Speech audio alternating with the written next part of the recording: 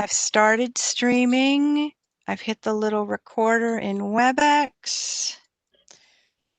So you may see there that it is. Tamara's holding me together today. She's going to check things out. And if anyone who is on video today has any kind of broadband issues, we suggest you shut your video down so that we can still hear you.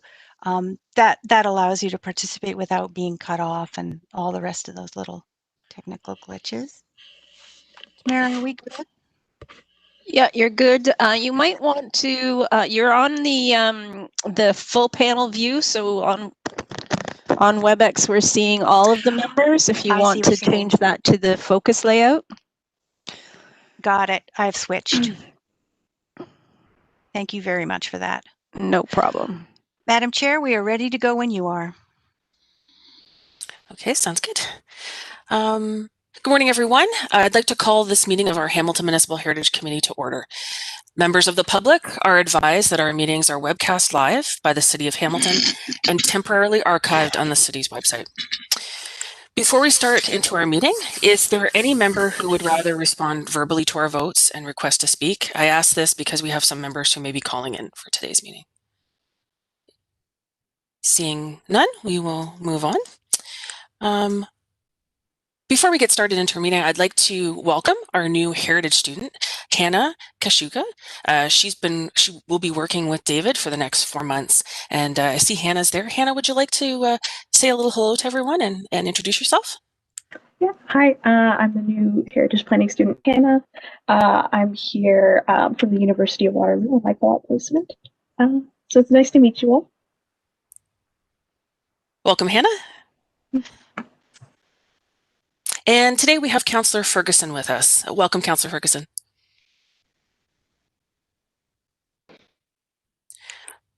So as we move through, we'll do our roll call. So hello, Councillor.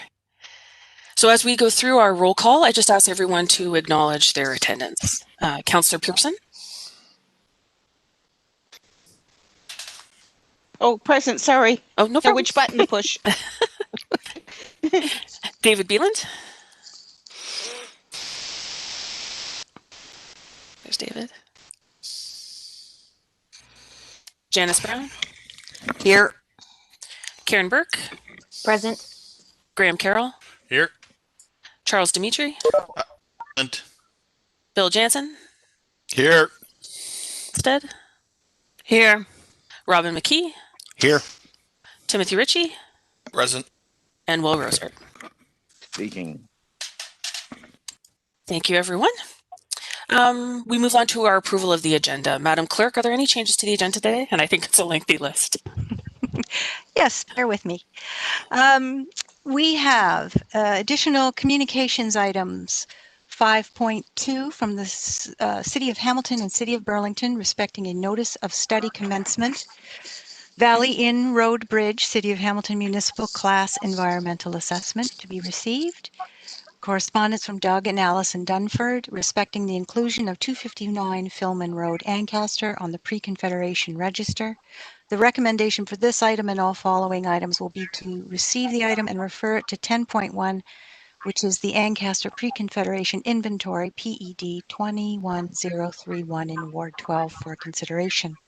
5.4, correspondence from Hazel Ryan respecting the inclusion of 38 Academy Street, Ancaster on the Pre-Confederation Register.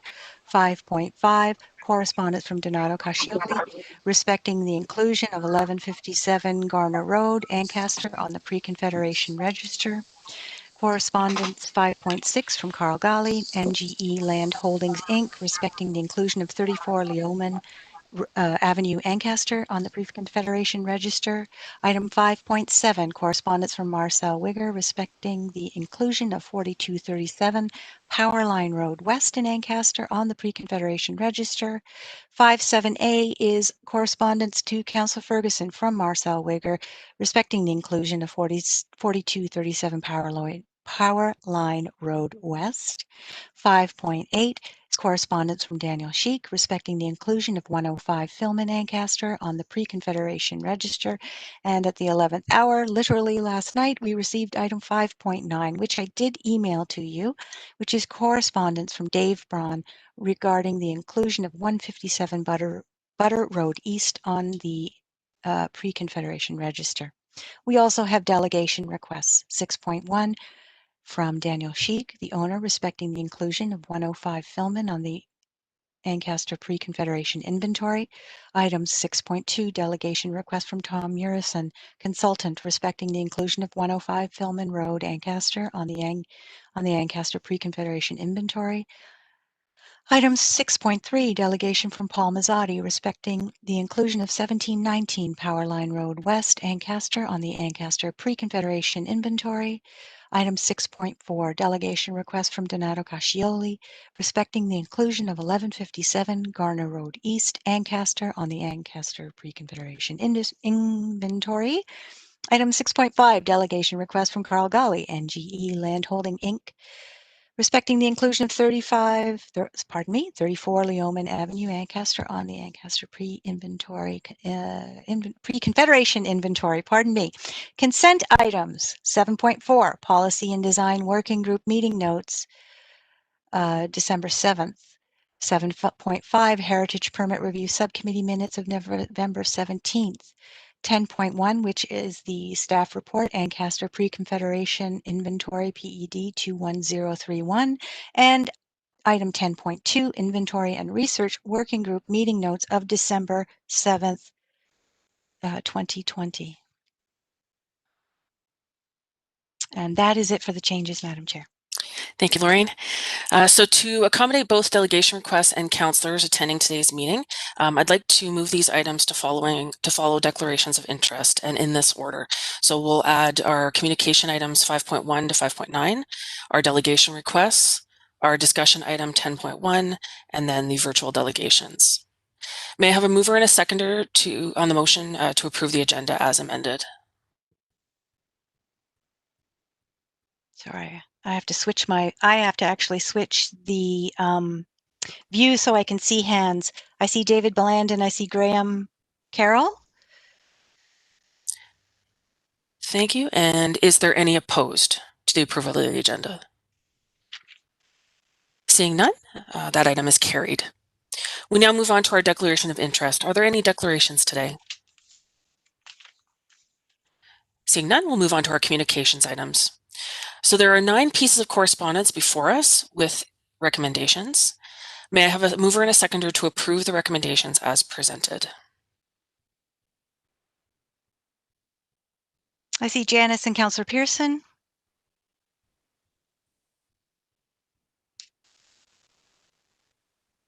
Okay.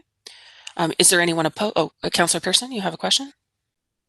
Sorry, Madam Chair, I just want to be sure you're speaking correspondence that the recommendations, because some of them are for consideration and referring to the report coming up. So to approve the recommendations and direction to the reports. Is that correct, Lauren? No, the recommendation would be to receive the item and refer it to 10.1, which is the consideration of the staff report. Okay, I'm just reading each.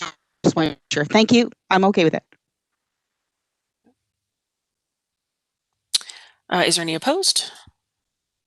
If not, that item is carried. We now have our delegation request before us for today's meeting. May I have a mover and a seconder to approve the delegations? I see David Bland and I see Tim Ritchie.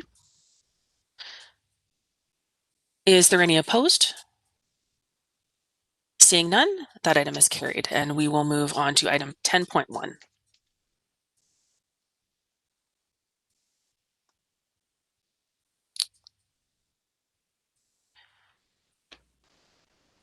So we now have the Ancaster Pre-Confederation Inventory, PED 21031, Ward 12. May I have a mover and a seconder to put the recommendations on the floor? Okay. Graham Carroll and Tim Ritchie. And we have Alyssa Golden here, Heritage Project Specialist, here to speak to the report. We also have Bob Mayton from the Ancaster Village Heritage Community, and Shannon Kyles from the Ontario Heritage Association on hand to answer questions from our members. So welcome, Alyssa. Thanks, Alyssa. Sure. Good morning, everyone. I want to give a very brief introduction just because we do have a number of owners and delegates here to speak to this item. So just a quick introduction to the report, and then I will actually pass it over to Bob to speak to really his project and the community's project that the staff are recommending here in this report. A quick refresher on the City of Hamilton's Built Heritage Inventory Strategy. This is a council-adopted strategy that we are currently undertaking across the city to update and survey and screen properties to proactively identify them for listing on the register, as well as potential designation candidates. The primary goals of this work is to create a consistent database of information of all heritage properties across the city, to really improve transparency and access to this information, and help facilitate informed decision-making, and to also engage and educate the community about heritage conservation matters. And as a part of our city-led Built Heritage Inventory work, we also are helping to facilitate community-led inventories, and the inventory presented to you in the report today is coming from the Ancaster Village Heritage Community in cooperation with the Architectural Conservancy of Ontario, and we have Bob and Shannon here to speak to that work. And this is actually the second community-led inventory that you've seen recently, with the Beasley inventory presented in its first batch just last fall. And in terms of that process, as is outlined in the staff report, it's really the community who's doing the legwork in terms of surveying the properties, doing draft evaluations, but then that work is then vetted through staff and consulted with staff in terms of what the final recommendations are before they're first presented to inventory and research for their preliminary review, and then considered at Heritage Committee at this meeting here in this case, which is a public meeting that allows owners to speak to any concerns they might have with those recommendations before then proceeding to Planning Committee and Council for their final decision. And for those who might not be familiar with the classification system that we use at the city when we're screening properties for heritage value, you'll see reference to significant built resources, character defining resources, character supporting resources, and just inventoried properties. This is a way for us to use provincial criteria to screen properties for heritage value and determine which ones warrant listing on the register or might be worthy of further research for designation. And a quick refresher on why we list properties on the register. It helps promote knowledge of a community's cultural heritage. As I mentioned earlier, provides easily accessible information. This could be for planners, property owners, developers, the tourism industry, and the general public. We're aiming to encourage the conservation and retention of these historic buildings and properties as they're developed. And most importantly, from an administrative role, it helps provide at least interim protection from demolition. And some of the common concerns that we hear from property owners, I just want to sort of highlight here today, that listing on the register is not the same as designation. Registered properties are not subject to heritage permits. Listing does not legally restrict the use of a property. It's not been demonstrated to impact property or resale value, so there is anecdotal concerns around that. Does not prevent alterations or changes to a property. And although there is interim protection from demolition, actually does not prevent demolition, just delays it to allow conversations to look at alternatives to demolition. So with that, I will pass it over to Bob to give a brief introduction to the project. And then I also have some slides prepared if there are any questions from the committee about any of the particular properties that owners are here to delegate about today. Hi, everyone. Thanks, Alyssa. Thank you all for the work that you do in preserving our precious heritage. And thank you for the opportunity to present today. It's a great occasion for us in Ancaster and for the Ancaster Village Heritage Community. I want to thank in particular Alyssa Golden, Shannon Kyles, Lori Brady, and Carol Priamo for their training and guidance of our inventory. They're amazing people whose leadership was necessary to our completion of the inventory. We were complete novices in heritage when we began this process at the beginning of the summer but I think we found our feet with their help, and I'm looking forward to further opportunities to work together with you and them in the future. The inventory was conducted under the auspices of the Ancaster Village Heritage Community, and as president, I fully endorse the recommendations that Shannon and Alyssa have compiled and that were approved by the IRWG and that will be presented to you today. Ancaster's Euro-Canadian history began in the 18th century, and the township was established in 1792-93. It was the third village in Ontario, being founded shortly after Kingston and Sault Ste. Marie. Many of the buildings from to preserve those that still stand. The Ancaster Village Heritage Community has been in existence for a very short time. About a year ago, we had an initial meeting with the councillor about traffic in the neighborhood, but we expanded into preserving heritage and addressing overdevelopment in our town because we noticed that heritage buildings were being demolished to make way for very large commercial and condo buildings, all of which contributed to greater pressure on our already overcrowded streets. And then the Brandon House suddenly came down traumatically for the neighborhood, which solidified our resolve to address the loss of our historical roots in Ancaster.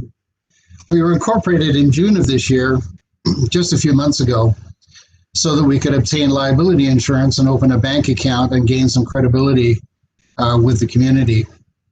And it was at the same time as our incorporation that our inventory of pre-1867 buildings in town began. Our VP, Jim McLeod, and I had been invited to participate in virtual meetings of key heritage-interested people in Hamilton. And in one of those meetings, Carol Priamo reported on the progress of the Beasley neighborhood inventory. I asked if we could do the same in Ancaster, and that's how it started for us. We had assent from Carol and the group, and Carol introduced us to Alyssa. There were no objections from our councillor. Our board approved. Lord Brady from the Architectural Conservancy came on board to direct us, and the rest is, so to speak, history. Recognizing the importance of community support for heritage, I thought it would be a good idea to recruit residents of Ancaster to do the actual inventory. So I advertised for volunteers on our Facebook page, and we established our inventory team with 20 enthusiastic and interested volunteers, nearly all of whom were already skilled in architecture and engineering, and I think that's where the interest came from. Or they had a background in heritage already. Alyssa, Carol, and Lori led us through the legislation and the city policy, photography skills, completion of the forms. Lori had to leave in August, and Shannon took over leadership without a blip. With her background in heritage, she familiarized all of us with the architectural styles and features that we would find in Ancaster, and then set us free to pursue our buildings, backing us up all the way. We were completed by the end of October, and you can see the fine results of all our efforts today. Thanks once again, and I hope we can repeat this process with our volunteers in future inventories of more recent vintage buildings in Ancaster. And our volunteers are trained at this point, so we're hoping to recruit them back again to do another stage. So thanks to everybody for helping us with the preservation of our history in Ancaster.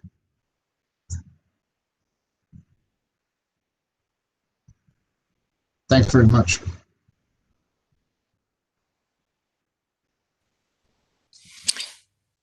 Great, thank you, Bob. Alyssa, did you have anything else you'd wish to share with the group? If not, we'll ask for questions from the committee members, if anyone has committee for staff or questions for staff.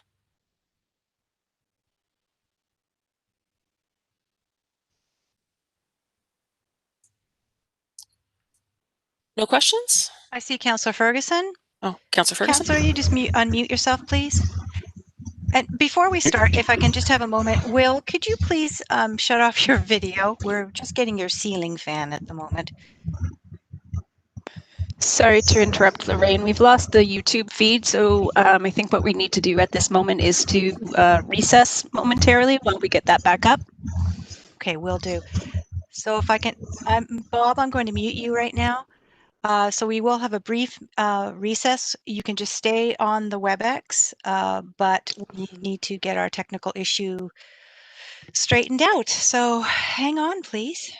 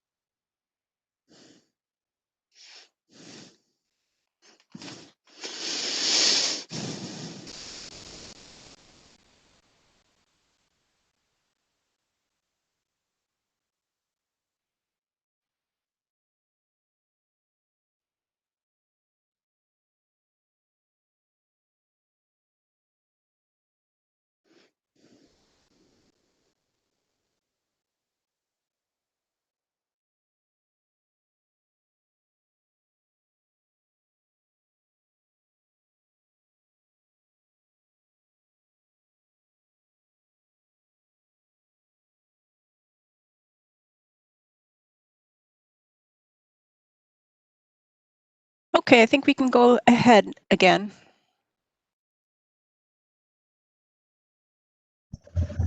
Thanks, Tamara. Sorry. Do we know why it was? Okay, I need to mute someone here. You know what's happened? Do you have any?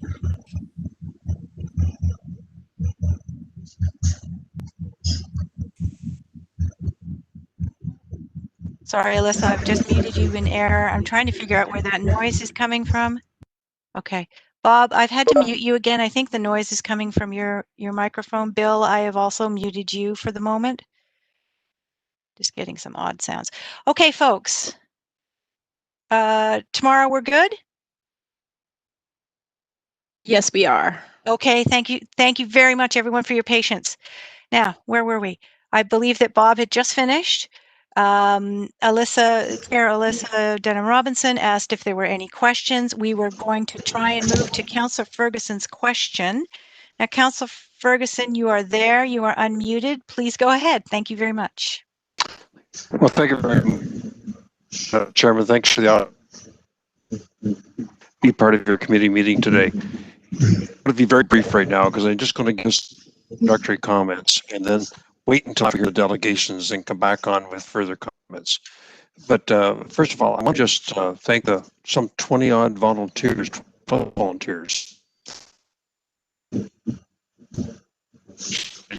association that's before you today. I know we have a few people who have objected, and Alyssa was good enough to send me a list of those last night. And you know, my sense is that maybe we even missed some homes that should have been on the list. But I suspect the reason why is they're mostly in the rural areas. And, you know, rural Lancaster is a settlement area for the Scottish settlers when they immigrated Alberton area. And these beautiful farm homes are set way back. And I know that the people who did the review were not permitted to go on private property, as they shouldn't. And so therefore probably couldn't pick up the photographs of the long ways away from the road. But that's for a future time when we do the. I just wanted to think did the delegation registered for today. Comments. Thank you, Madam Chair. Thank you, Councillor. And I want to share that sentiment. We really, Bob, we want to thank all the volunteer work that has gone into putting this report together. I know it's no easy task, and so we really do appreciate the time and efforts that have been put in to do that. Chuck, I think you have a question. Yes, I don't want to delay the time for the delegations, but I heard mention, I'm not sure, I think it was Bob said that there was future stages of work. Without delaying the delegations too much, can you outline what the future plans are? I assume it's for post-Confederation buildings, but hopefully you can quickly outline that. Yeah, sure. What we did was pre-Confederation buildings, stopping at 1867. What we're in the process of doing now is deciding on how we're going to proceed with the next stage, which would be probably up to about 1900. And we've narrowed down the number of buildings in that space. And we're just about to proceed with recruiting volunteers to do that. So I believe Alyssa has the numbers. I think there are around 300 buildings in that space. We would probably cut it down a bit to about maybe what we did last time, which was 110, and proceed on that basis. But this is an iterative process, and it depends on how many volunteers we get, and it depends on how many buildings we can do over the summer. And how many people will need training, how much time it's going to take. There are lots of factors that we have to take into consideration, but we'll be going through a very similar process to the process that led to this inventory that's going to be presented to you today. So I'm looking forward to this. It's a lot of fun, meet a lot of people, a lot of really enthusiastic people about heritage in Lancaster. So it's been a great process. I just want to thank the councillor too for collaborating with us, and you know, his approval of this process has been absolutely critical to us. So I just wanted to thank him for that.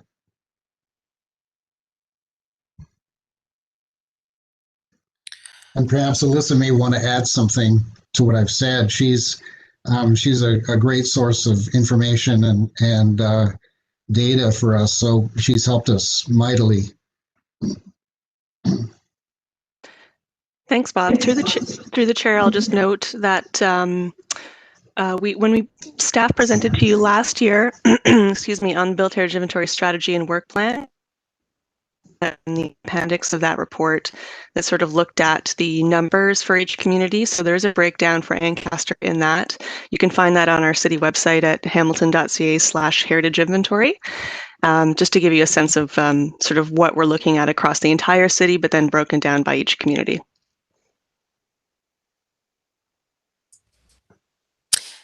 Thank you, Alyssa. So I think we will move on. Robin, is your question related to the report?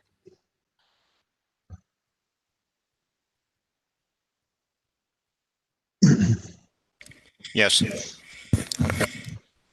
Bob says that the inventory was cut back to 110 properties pre-Confederation. Were any properties left out?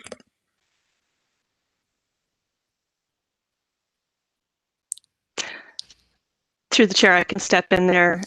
There were a handful of properties, as was mentioned, that were not visible or accessible from the public right-of-way.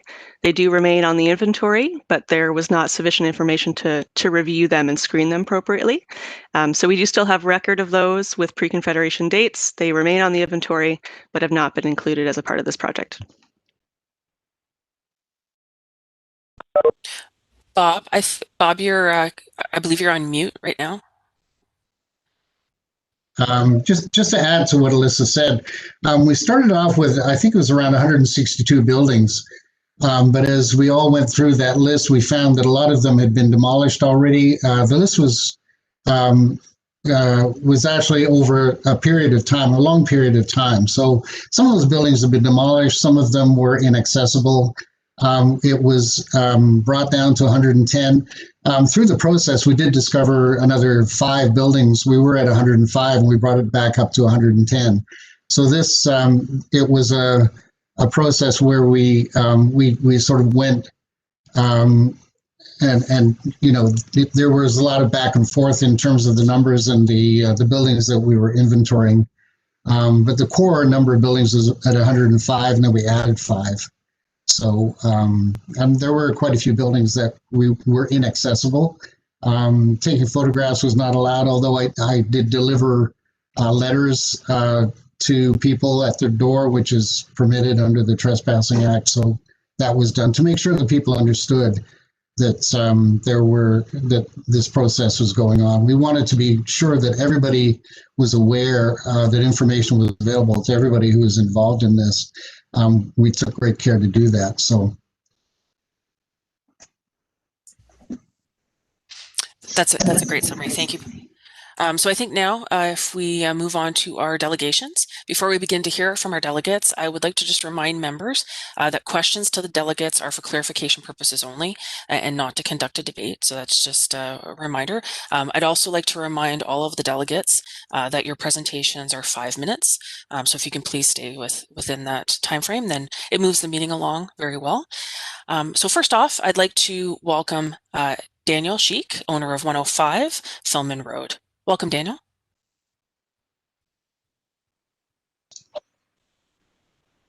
Thank you, Madam Chair. Should I proceed with speaking? Absolutely, yes. And I'm not sure if you wanted to turn on your video right now. Sure. So we can see.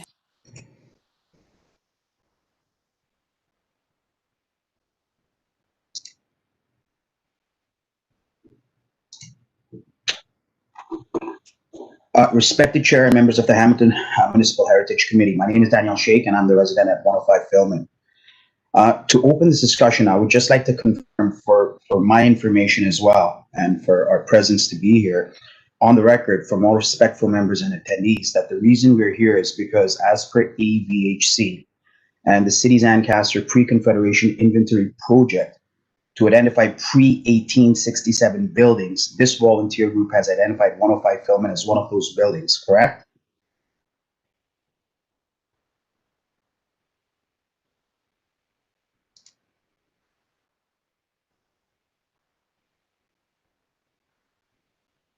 Sorry, through the chair, am I allowed to respond during the delegation, or do we wait until afterwards? Through the chair, if you can respond, Alyssa, that would be great. So Daniel, sorry, Alyssa, if I may, and through the chair, please, Daniel, please just give your delegation and then staff will come back to the questions at the end. I understand. Thank you. To start off with, respectful members, I received a letter in the mail on December the 24th on Christmas Eve from AVHC that came as an absolute shock to me. I've always worked with different municipalities being very cooperative and respectful in the way we deal with each other. However, this poorly timed Christmas Eve present is not something that any homeowner would have wished for. Subsequently, in our polite and considerate discussions with the Hamilton Heritage Planner, Ms. Alyssa Golden, we've been told that the only aspects of our house that are considered in determining its heritage status are what can be seen by the public from the street. Whatever is inside the house is not considered.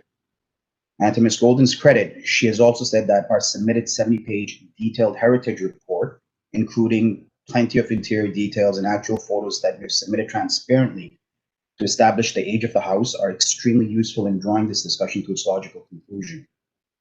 We could have very easily omitted photos of the interior and details about the construction of the house, but have kept this discussion very limited to what is of real concern to this committee right now, which is the exterior. However, I, as a homeowner, have great concerns that my house is being judged from afar on assumptions that do not hold water, and makes me question the competency of anyone and or entity that is drawing these conclusions. And it further makes me question their motives. Our 70-page report conducted by our heritage consultant, Mr. Tom Merson, who's present at this virtual meeting, has clearly and unequivocally, and more importantly, transparently demonstrated that our house is not pre-Confederation, as was the stated mandate of the authors who are trying to list it. Factually, it is not even pre-World War I. It meets not one of the criteria that the same authors are trying to justify this listing. The only thing that we can agree on that this is a 2.5-story residence. It further concludes that 105 Philman was built no earlier than 1925 at best. Respectful council, your mandate is to seek the inventory for 1867 and prior buildings, as per your opening statement and stated mandate. For that reason alone, and as per my opening question to and confirmation from the respected chair, that we're here to identify pre-1867 buildings, we should not be part of this process. And I would humbly request the city to expend their valuable resources on the buildings that actually are pre-1867. The city of Hamilton, unfortunately, has been misled as to what a residence truly is. There was no house or shed on this property prior to 1925. All the components and methods of construction and datable items, like the overhead doors, which we've pointed out in our reports, have actual number plates dating to 1924, indicating that this house was built in the second quarter of the 20th century. As per your mandate opening confirmation, the Ancaster Pre-Confederation Inventory Project is only concerned with pre-Confederation buildings pre-1867. Why heritage documents continue to show that this is an 1850 structure is factually incorrect.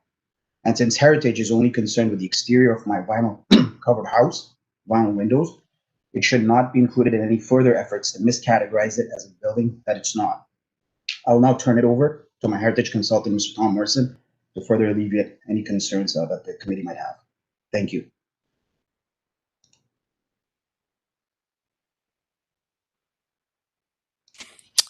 So before we move on to our next delegate, Tom Merson, do any of the members have questions for Daniel? Seeing none, then we will move on to our next delegate. So we please welcome Tom Merson, consultant for 105 Philman. Welcome, Tom. Just a quick point of order, Madam Chair. I sense that the last delegation are cutting it out. Are other people experiencing that, or is that my connection? Is anybody else experiencing a poor connection? are Through the having chair, difficulty Councillor. hearing? So through the chair, Councillor, I do believe it might be your connection. My connection from home is a little bit spotty at best as well. So there is unfortunately nothing I can do from this end. So I think that it is your I'm at connection. Municipal Service Center, which is connected by fiber, and normally is very good. But I just noticed both delegates, the previous two speakers, they were cutting in and out on me. So thanks for that back. If nobody else is getting it, then clearly I've got a problem. Janice, Hello? you have a question? I also, yes, I'm cutting out as well. And what I'm beginning to think is because we've got so many turn mine off and it seems to help when there are less videos. I'm not sure. And we have Bell 5 here as well. So I usually do not have connection problems. Thank you.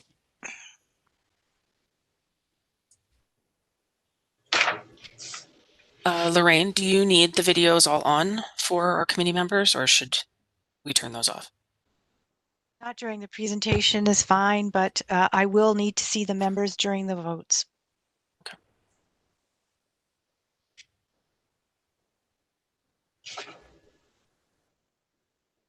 Okay, can we move on to our next delegate, please, Madam Chair? Absolutely. So we have Tom Harrison. Welcome, Tom. Good morning. Can you see me okay? No, I can't at the moment. Okay, let's start. How's that? Am I on now? There you are. Welcome. Okay, thank you. And again, just as a reminder, again, you have 5 minutes for your presentation. Yes, that's fine. Thank you very much for the opportunity to speak. I've worked on many houses and built early buildings going back to the James Gage House, which was 1789. And in viewing these buildings, I never go in with a preconception. When I first approached this property at 105 Filman, I was quite concerned when I saw the shed because the shed has some attributes of a very early building. It's built out of stone, at least partly. There is wood on the outside, which is obviously more than 100 years old. But once I got inside and could see the interior, I realized that what we had was a greenhouse from the 1920s. It had electric lights. It had mechanical ventilation in the roof. But sometime recently, someone has gone and covered it with OSB and old barn board. So what appears to be a very ancient building is actually a greenhouse from 1925 where they whitewashed the exterior. So that was a surprise. I didn't expect it to be that modern, but in fact, that's what it is. Regarding the house, everything we look at in the house is modern. The framing material is 1 3/4 inch joist, which you don't find before 1890. It was 2-inch that early, and after 1950, it was 1.5 inches. When you look at the framing, there's steel beams holding the building up and concrete floor and walls. The foundation has a stone veneer on the outside, but it's not a stone foundation. It's a concrete foundation. Windows, most of the windows are replaced with vinyl. The masonry and landscape walls are quite nicely done, but again, that's a modern material. So in examining the house, we could find nothing that indicated the building was built before 1925 when the number plates were put on those doors. And there's no sign of an earlier structure.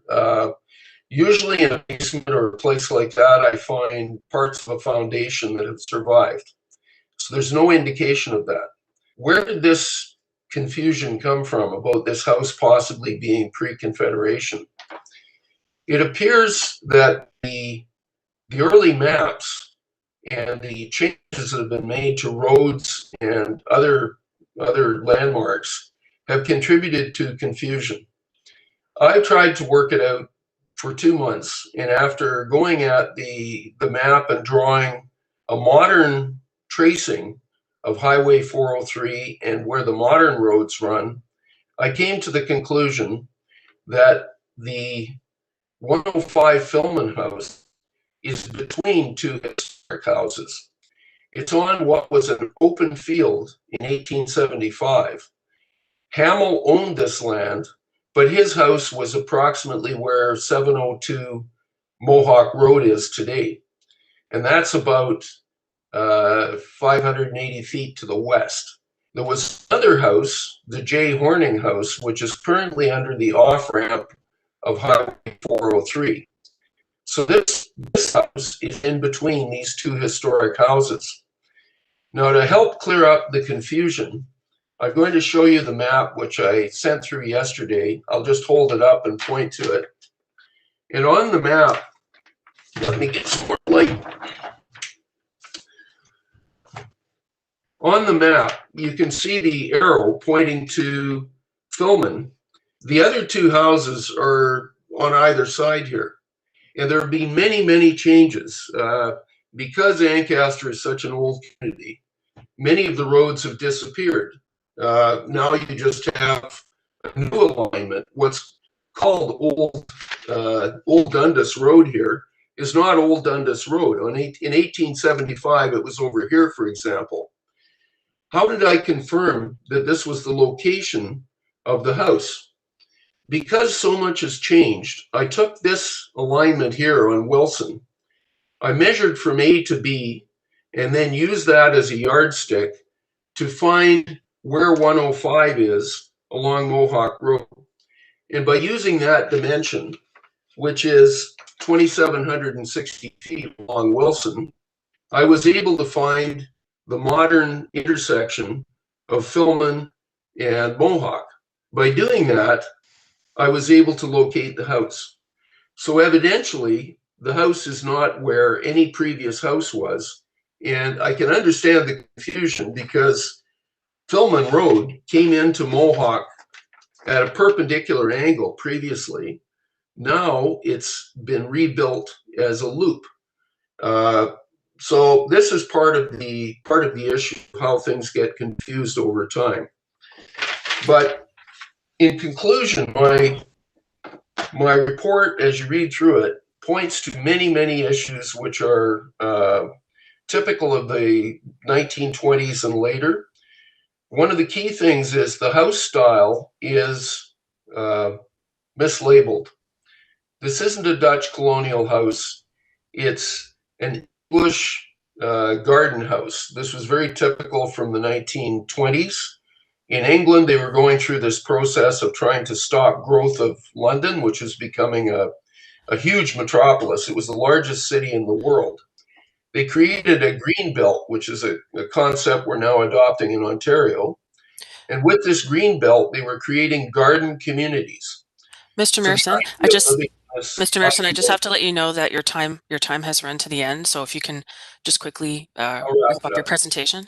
Thank you. So this house appears to be a garden house, something which was derived from a magazine article in the mid-20s. And when you look at these old magazines, you'll find they would sell patterns for them, and homeowners would see something they liked and they would build a house. I haven't identified which magazine it came from, but it's probably a combination of different ideas that the homeowner used. Thank you very much. Thank you very much for that. Do we have any questions from our committee members? We'll need to have everyone turn their cameras back on.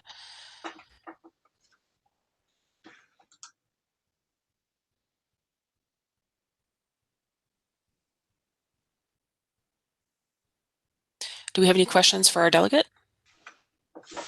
If not, we will move on to our next delegate. We now have, we welcome Paul Mazzotti, respecting the property at 1719 Powerline Road West. Paul, are you there? Yes, I am. Okay. Thank you, Madam Chair, members of council, and the Heritage Committee. My name is Paul Mazzotti, and my attendance in this meeting really is more of an observer to gather information. You know, this process was, you know, proud to be a part of. At first, to have members of the committee to be out front admiring our house, which we put so much work into, and was happened to be cutting the grass, and had a good discussion with the members of the committee and the volunteers, and respect to all the work that they've done. Obviously, I respect the process and the reason why we bought this house. I've always loved old houses and with character and admired history and the workmanship. But, and I'm definitely not here to tell you my house isn't that old. It's that old. I can prove with all the calluses and the amount of money we put into this place. But we love it dearly, and it is our nest egg. It's something we've worked on for the last 16 years. And we plan to be here over the next 10 or 15 years. But that's my concern, is to be deemed a heritage home. And I understand briefly the process that we've been added to the registrar, and we've actually been screened through to be designated as a heritage home, which I understand, and I would love to get more detail. That's part of my presence here, to find out the work plan starts in 2035.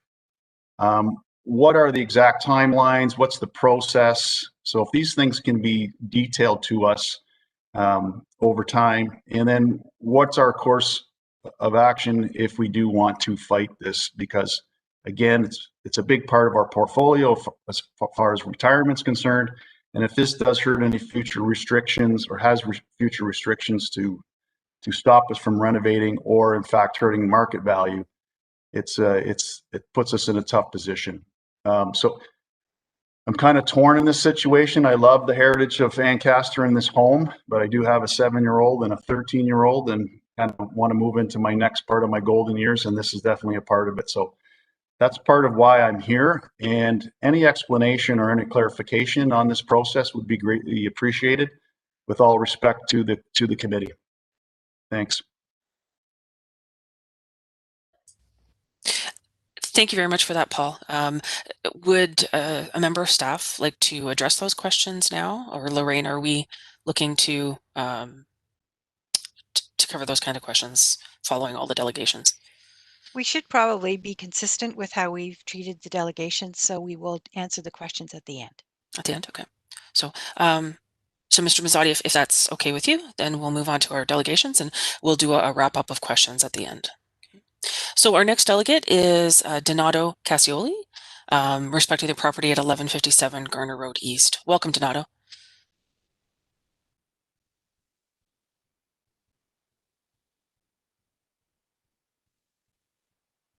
Donato, you will have to unmute your phone at this moment. I have had to mute all the microphones to take care of the ambient noise in the background. So if you can unmute, then we will hear you clearly. Donato has called in today, I believe. So if we could give that a try, please. Thank you.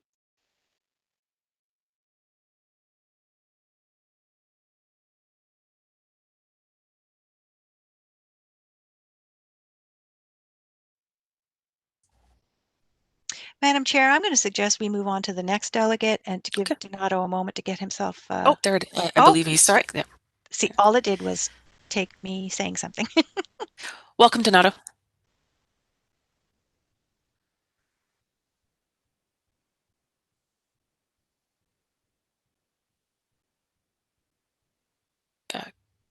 Donato, I'm afraid we still don't hear you. Can you speak up, please? Hello, can you hear me?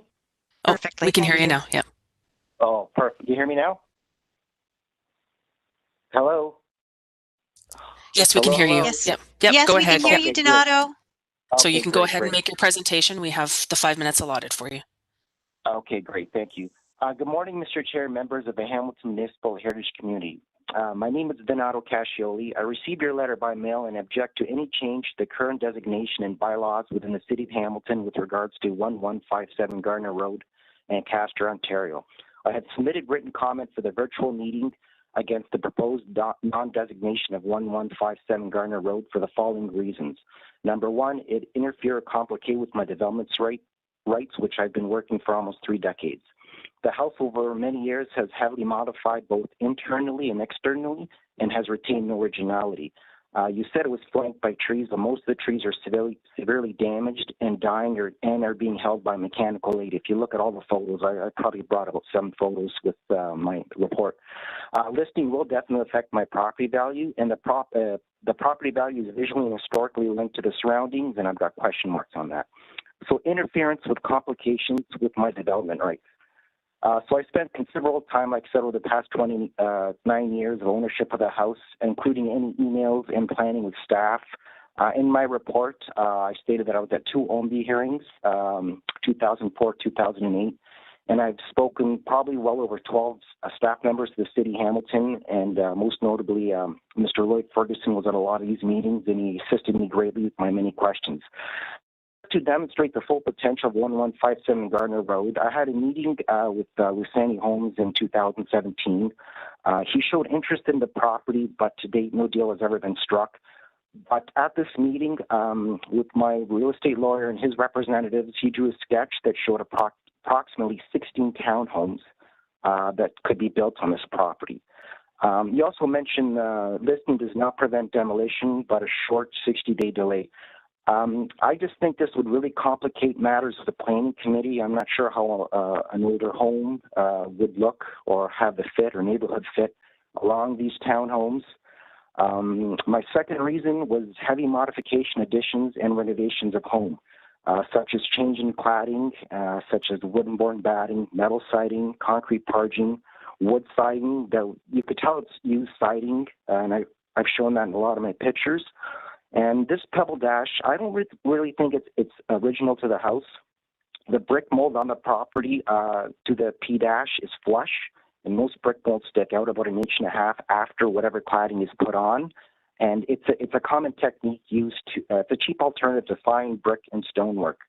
You also mentioned full-length porch. Well, that was not original to the house, and it was also done in 2 sections, and I've provided a picture. One section was done in concrete, and another section was later added on in pressure-treated lumber. The railings are all pressure-treated lumbers. Window, original openings have been cut out to accommodate larger windows. Doors from the 70s, chimney replaced many times with different brick. Major rear addition to the home, wall was removed and wall was kicked out. Roof, the typical shingling. Basement was dug out to make it deeper. Interior consists of arrangement of peel and stick, carpet, linoleum, plywood, baseboards, or MDF. And this, I also got a second opinion from a neighbor of mine living it down 1157 Gardner Road. He's been there for 65 plus years. His name is Mr. Raymond Wilson. Raymond Wilson's family has been living in Ancaster since the 1800s. He's very well known with the City of Hamilton Planning Department, and he serves on many boards, Scottish Rite, Ancaster Fairground, and most notably in my case, the Ancaster Township Historical Society. I spoke with Raymond over the weekend, and he couldn't believe that 1157 Gardner Road was identified as a potential property of interest. His uncle Arthur Epps used to own 1157, and Raymond informed me that the house was used as a rental for many years. He said that the house on 1157 is a piecemealed home, no originality, and has had many additions and changes over the years. His personal opinion was that the home has no historical or architectural value, and he does know a lot about the families, prominent families, and whatnot in Ancaster. The next point is flanked with mature trees. You state the property is flanked with mature trees, but most of them are severely damaged. If you look at a lot of my pictures, they have ice damage, squirrel damage, woodpecker damage. Most of them are split right down to the truck, and they're being held together by heavy-duty tow straps just to keep the trees alive, but they're dying every year. I definitely think listing will affect my property value. I'm also a licensed real estate agent with Cronus Real Estate, and he's done many projects for the City of Hamilton, including assembly of the Meadowlands, and I've gained great knowledge and experience. I do not plan on selling this property, but if a listing were to be created and did not designate the non-designation status would appear on the listing, this would turn away mostly all developers, investors, once it would appear in the listing. I've also been approached by a different developer in the past for 1157, and I can assure you, no doubt in my mind, that this designation would end my potential partnership. Now, the last Mr. one. Cassioli, I just letting you know your time has come to the end, so if you just want to wrap up with your comments. Okay, so my last picture I have is, I guess, on contextual value. The property supports form and historic character of the area. Properties visually and historically linked to the surroundings.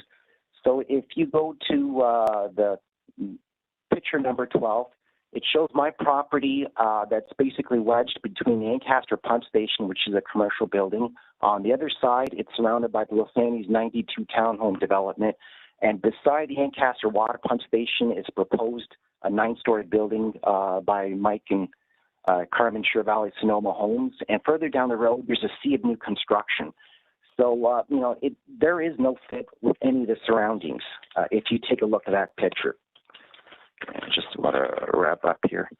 You know, I've been planning to develop this property for a while, as you can see with a lot of past references to the City of Hamilton.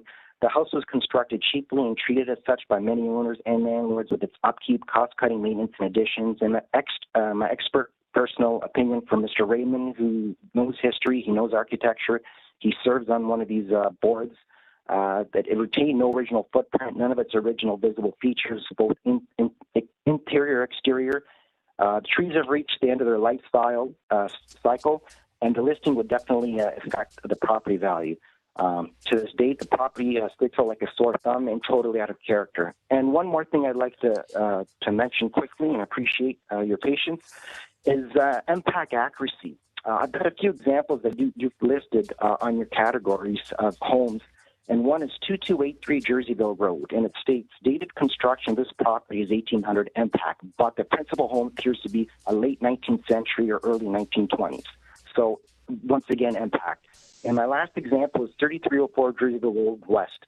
Date of construction is listed as the property 1850 impact, but the Italianate style influences suggest a later 19th century home. I really feel that this home was built later, and a lot of the accuracies with impact, as I spoke with Raymond Wilson, a lot of the times it was fairly inaccurate, and it is very possible that this home was not even the original home and built after the Confederation. Okay, thank you for those comments, Donato. Do we have any questions from our committee members for the delegation? Seeing none, Donato, thank you very much for putting that package together and all of that information and for your presentation today.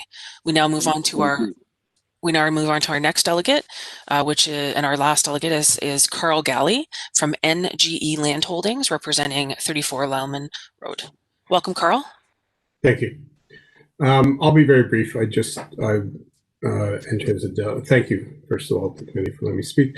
I basically just registered to answer any questions. I believe my letter is pretty comprehensive on my thoughts on the property. We've owned the property for a while, but we've never rented it out because after we first bought it, we found a severe mold problem in the house that's not gotten any better. But I believe the house has been so severely modified over the years. Parts of the foundation have been removed and replaced with common block. The bricks have been covered over. The windows have been changed. The interior has been totally modified and moved around, and rooms changed. There's only a couple of original possible rooms left. And everything of any historical significance was removed by the previous owners. We allowed them to, and some of it's been donated to the Field Coat Museum. So we just don't see any reason for it to be listed. It's well documented, the history of the house already. And those are my comments. Thank you.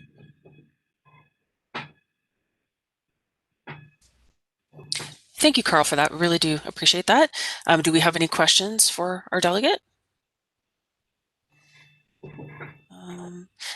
So seeing none, then maybe we will move to if a representative of staff, Alyssa, or other, if would like to just comment on the questions that have come up through the presentations. Sure, through the chair. I think I took note of all of them, but if I did miss anything, if the members want to reiterate any of the questions I might have missed, please let me know. So starting with 105 Filman, and really I think generally for all of the delegates, just a reminder that the screening process for listing on the register, it is a preliminary evaluation. The test for listing something on the register right now in terms of legislation is just something that council believes to be of cultural heritage value or interest. When we're screening properties, we use the Ontario Regulation 906, which is used for designation, but we use that as sort of a baseline to do a preliminary screening to determine that potential heritage interest. So in all of the statements for these properties and the recommendations for listing, we do not necessarily assert that this is fact. It's we believe that these properties are pre-Confederation. We believe there might be associations with certain families. And really that's the basis for at least flagging them so that we can do that more comprehensive research in the future if demolition or redevelopment is proposed. So the information that's been presented by these owners today and then also in the written correspondence is really helpful in terms of confirming some of those details.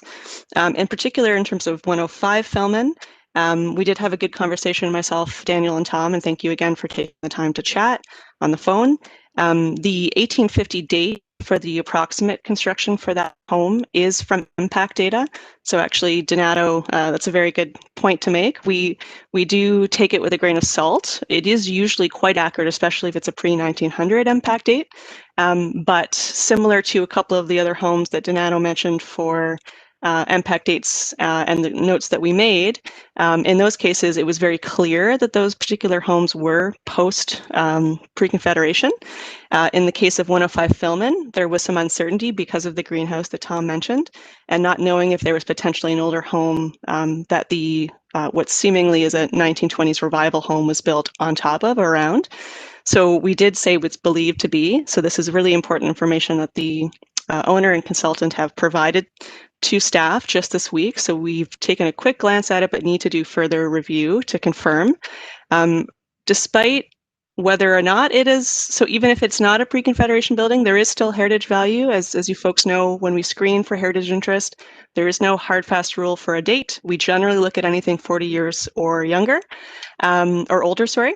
And as Donato mentioned, there's actually a couple that were screened on the list, but actually ended up being older, and we've still recommended for listing on the register, so that's not unusual. In terms of the mapping that Tom was speaking to, I think that will be really important for us to look at in more detail. Our reference to the Hamill family from our historic mapping, we actually have the 1875 map spatially mapped. It does show the activity point for that home approximately on the property at 105 Fellman. So it'll be really good to look at Tom's additional assessment there to just confirm that association.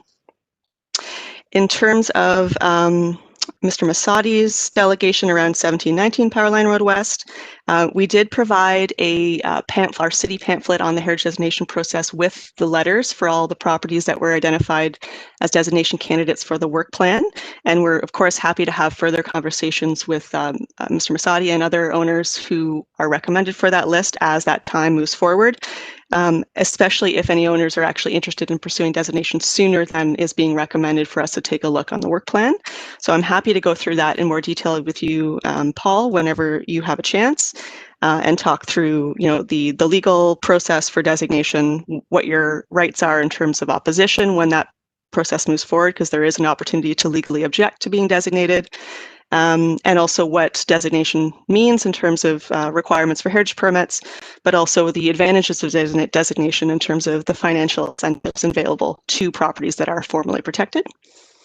And then in terms of Mr. Cassioli's delegation, in terms of 1157 Garner Road West, I did note that you'd mentioned in our preliminary evaluation for the property, we did reference the former historic character. We do recognize that the surrounding context has changed quite a bit. Really, its connection visually and historically is to Garner Road, which is a historic transportation corridor. It's built close to the road, but obviously the properties around you have changed quite significantly. This property was only identified as character supporting. It's not a designation candidate. And recognizing how the area is changing, I think the goal was to at least flag this so that if redevelopment were to happen, which I think is really imminent, that we have an opportunity to at least document and salvage potential features before demolition takes place. So the information that Donato's provided in his written correspondence, I think is really quite helpful to understand what little does remain and what would be reasonable in terms of any requirements if redevelopment were to move forward. And then finally, delegation number 4, Mr. Galley. I did provide him with a copy. We actually have a 1981 heritage report on the property that was done by the former Ancaster Lacac, which had some great research on the property. But again, it was helpful that Mr. Galley was able to provide that additional information in terms of some of the renovations that have taken place to the property, the state of the current property. And we also recognize some of the challenges in terms of the property itself. The building is very set back from the road compared to the rest of the subdivision around it. So there would be challenges, I think, in terms of trying to integrate a property into a redevelopment and build around because of that setback. And it's helpful to know that a lot of the features have already been donated to Fieldcoat Museum in Ancaster. That's fantastic to hear. Again, I think in terms of potentially even just listing it on the register, it allows us to do that further documentation and salvage should demolition and redevelopment be proposed in the future. I think I captured everything. So if there's any other questions, please let me know. I think you did a pretty good job, Alyssa. I think you got all the questions. And as you mentioned, any of the delegates are more than welcome to engage in more conversation to talk about any other further questions that you may have. At this time, may I have a mover and a seconder to receive all of the delegations?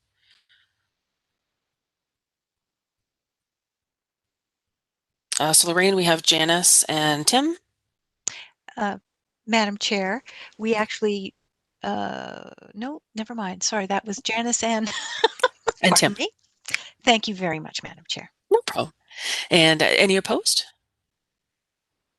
Seeing none, that item is carried to receive the delegations. We'll now move on to our discussions of the recommendations.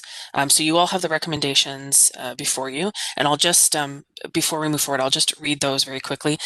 So that staff be directed to list the properties identified in Appendix A to report PED 21031 on the Municipal Heritage Register, or the register, as non-designated properties of heritage interest in accordance with Section 27 of the Ontario Heritage Act. And that staff be directed to add the properties identified in Appendix B to report PED 21031 to the work plan for designation under Part 4 of the Ontario Heritage Act as low priorities. So those are the recommendations ahead of us.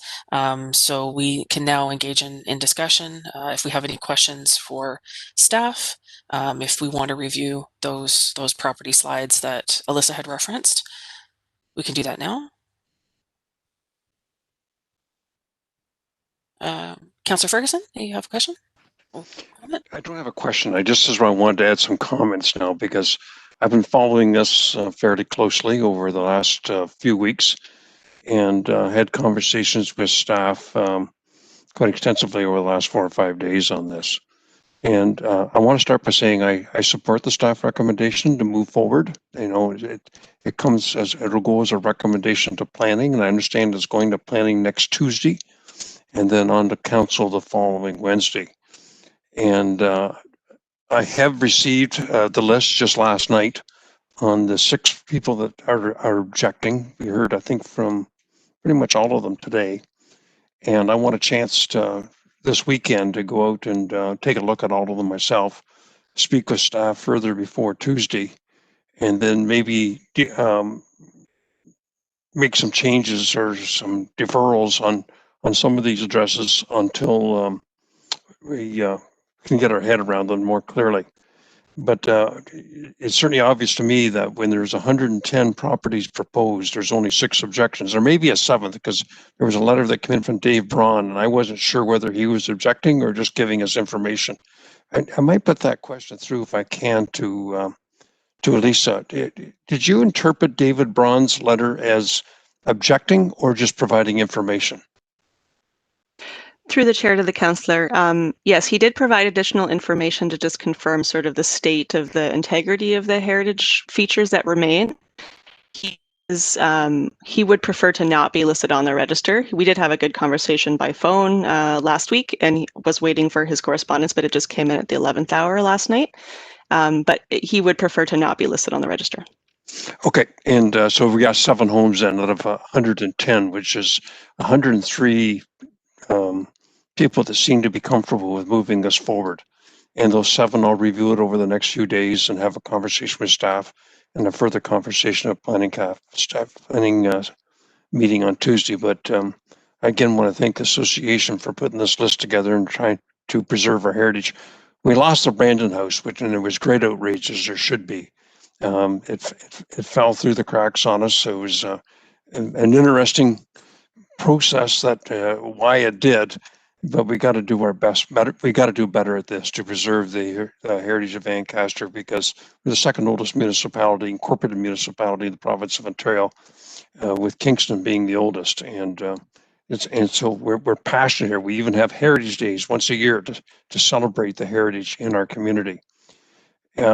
I particularly want to be careful about 105 Filmon, and I understand from Danielle that, and I did have a conversation with him this week, but it scared the living daylights out of me because he drew good attention to it when the day after, shortly after, the volunteer group did the drop off on Christmas Eve. Within a couple of days, we received an application for demolition, and so with all the sirens go off, and that happens. And I was contacted immediately by building staff and and had conversations with Alicia. This is a home that sits up on a hill. It's like a gateway, like Brandon House was, coming into our community right at 403 Filmon Road and Mohawk Road. But Danielle did point out to me, I had quite a long conversation with him, and I think he repeated it today, that it's not a pre-Confederation building. I know some people that used to, when their children played with the families in there, and it used to be an estate home for executives in the steel industry for a number of years. So it's quite a fixture in our community. And so what Danielle has agreed to do, they withdrew the demolition permit, which was a relief. And I thought it was good leadership on their part. And I have received, and I'm not an expert on determining what's heritage and not, but I did receive a copy of the report that was done by, I think it was Tom. Let me just go back to that.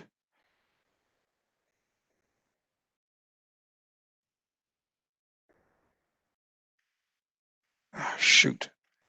Yeah, Tom Mearson, the consultant. And he did agree that our heritage staff should have an opportunity to review that report because they're heritage experts and come up with their recommendation. But in the meantime, I think we need to just keep it on the registry list to make sure it's been demonstrated because of the application for the demolition permit that it could be at risk. And so by putting it on the designation, that stops demolition for at least 90 days and allows our heritage staff to go through that report and come up with a firmer recommendation back to council. So I'll do with these 6 after I had a chance to talk further with our director of planning and with Alicia and our general manager of planning, and then speak to them at the planning meeting on Tuesday, because I understand, maybe Lauren can confirm this, this report will be going to planning committee next Tuesday. The minutes will be done up and circulated and added to that agenda. Is that true, to the clerk, through you, Madam Chair? That is correct, Councillor Ferguson. This report, the Heritage Committee report, which will include the pre-Confederation inventory, will be going to planning on Tuesday. Okay, so at the end of the day, I support the recommendations that are before you today, and ask it, just move them on to planning, and then I'll try to get my head around these 6 or 7 locations that are having indigestion because of being added to that list.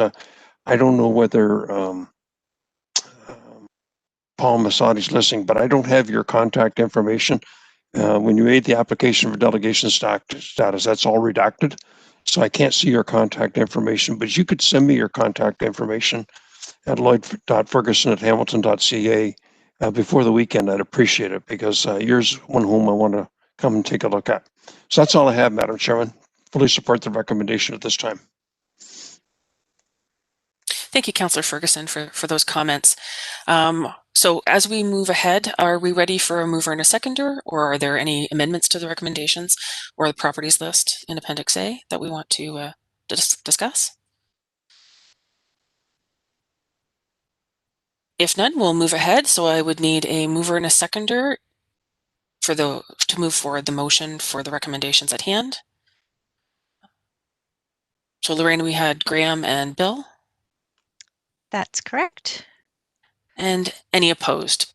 Please identify yourself. So there's no opposed. So that item is carried. Thank you, everyone, and thank you to all of our delegates for your presentations today. We really do appreciate all of that time and effort. Thank you for the documentation. And as Councillor Ferguson said, it will now move on to planning and for further review. I will now ask that the delegates, Bob Mayton and Shannon Kyles, now leave the WebEx meeting. You're welcome to continue watching the proceedings on the city's YouTube channel. Madam Chairman, I'm going to exit now too, but thank you for the opportunity to join you today. Great. Thank you, Councillor. We appreciate it. And we get to move on back to our regular order of the agenda. So we move to our approval of minutes of the previous meeting, item 4.1, which was our November 30th, 2020. May I have a mover and a seconder on the motion to approve the minutes of the November 30th, 2020 as presented? So Lorraine, we have Karen and we have, I think Tim has his hand up. Any opposed? Seeing none, that item is carried. Madam Clerk, if I may interrupt for just a moment, I just want to make sure that the delegates have left the meeting. And as you said, they can view the meeting live on YouTube. So Mr. Mazzotti, you've messaged me, and yes, you can leave. Thank you very much.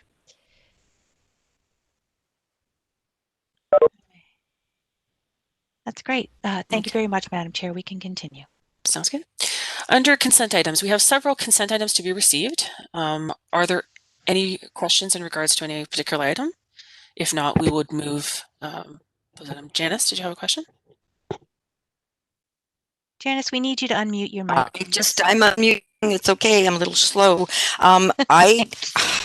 Because the addendum arrived rather late, I am a little confused as to some consent items. So there is a consent item that I would like to speak to, and it is heritage permit review, and it's on 52 Charlton. So I don't know where that is in the agenda, but when it comes up, I would like to speak to that. So I can't consent unless I can. Janice, that item is item 7.5, Heritage Permit Review Subcommittee Minutes of November 17. Is that the one we're talking of?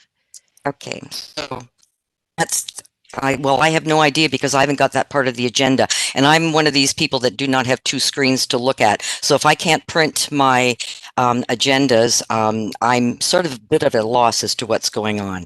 That's my problem, and I do try to sort it out, but unfortunately I was not able to yesterday.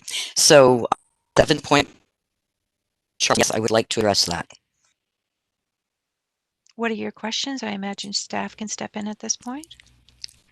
Are we going to do this right now for that one? Okay. Now's the time to do that. Yeah. All right. Yes. So if I could bring this to the attention of folks, this is a designated property. I was looking. I've got the report here, and what are the attributes? There's a list of everything that's going to happen, but on this particular sheet that I've got, I have none of the attributes listed. So I am concerned that attributes aren't listed, and I know this is a major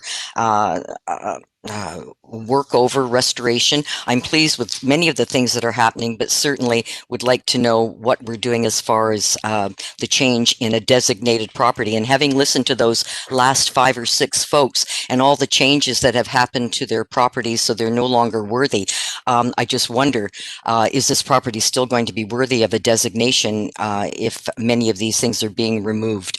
That would be my concern. And secondly, this has to do with probably process or procedure. I had no idea that this was going to be on these minutes because, as I said, I got the original agenda and I looked at it and wasn't on, and it appeared in the addendum, and that was late. I knew that there was going to be something because that happened way back in January 2020. So it was a bit of a surprise. So 2 questions. Are the permit reviews available for folks to listen to? That would be question number one. And question number two, are there agendas that are available to those people that might be interested in listening to the permit review? Those are my concerns. Thank you.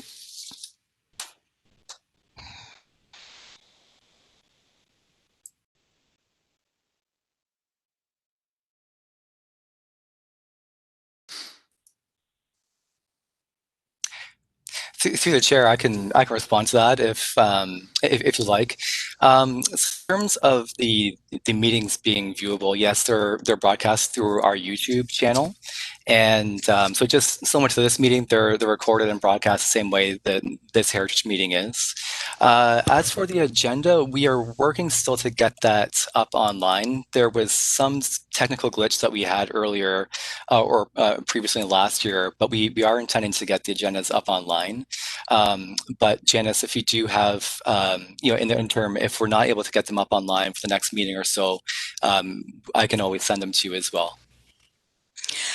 Through the chair, David, thank you. I would appreciate that, because being in an area as large as where we are, the downtown and the Durand, and having so many buildings on the Built Heritage inventory,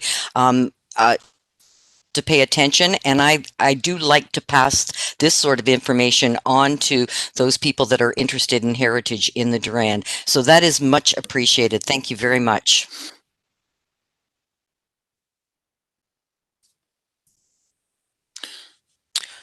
Are there any other questions in regards to our consent items? Graham? Yes, and this also concerns 52 Charlton Avenue. Reading the permitted work, I'm shocked at how many heritage attributes are allowed to be removed or altered. Like, why did these people want to move into a heritage building if it didn't suit their needs in the first place? That's what shocks me. Like staircases, windows, pantries, kitchens, plasterwork, new doors, changing rooms. Like, it's shocking how much is being changed. So why do they ever want to move in there? So perhaps I can comment on this. So it's Chuck Dimitri speaking. When we had the Heritage Permit Review Subcommittee had multiple meetings with the applicant on this property. One was kind of informal ahead of time, and then the one that's discussed or the permit is discussed was more formal. The property, and David could talk to this as well, was changing use significantly from what it was before, kind of a care type of home, to, if I remember correctly, David, a retail establishment for optical services, so glasses and glassware, and a residence above that. So there were significant changes internally. What the subcommittee felt was that the applicant made a significant effort to either keep things, that were of historic value. Much of it had been changed over time as well, and there was some debate about things like staircases, what was original versus what was not. The subcommittee felt that they had made significant efforts on things like fireplace to either move them or keep them, or radiators and such. This was probably, we certainly had a very long spirited discussion about this, and there were lots of points about some of the things that Graham mentioned. When it came right down to it at the end, the subcommittee, by a majority, felt that they were satisfied with what the owner planned. Part of that effort was recommending going to the Durand Association as well.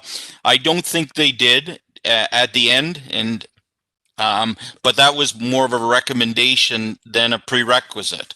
So I think to Graham's point about why they would want to do this, the person who is both moving in and running their business, really, expressed a love of the home and the location, and wanted to make that's the significant change and preserve as much as they could of the heritage of the heritage attributes.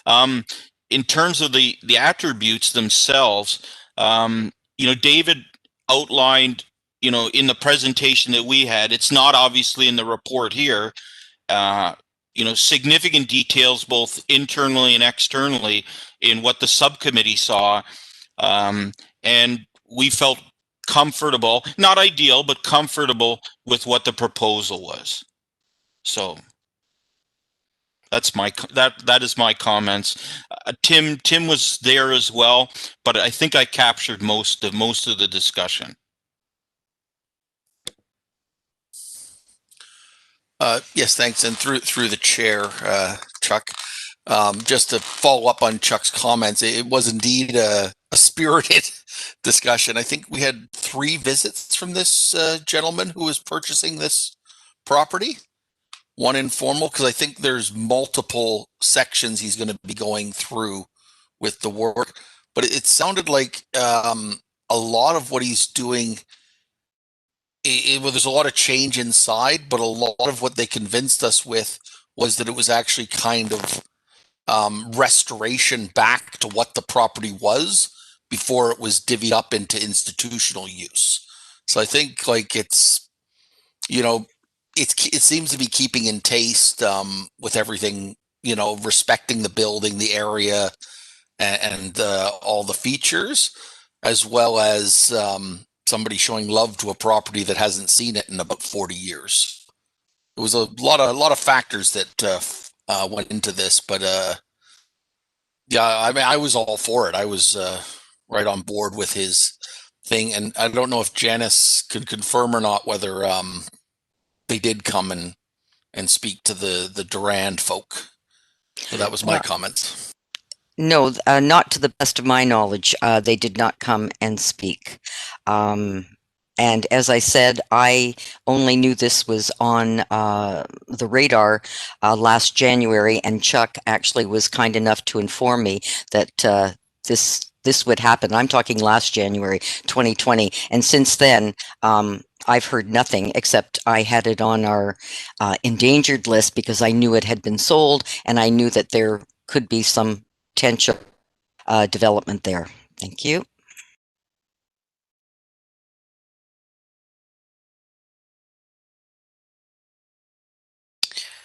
Oh, Janice, did you have another question?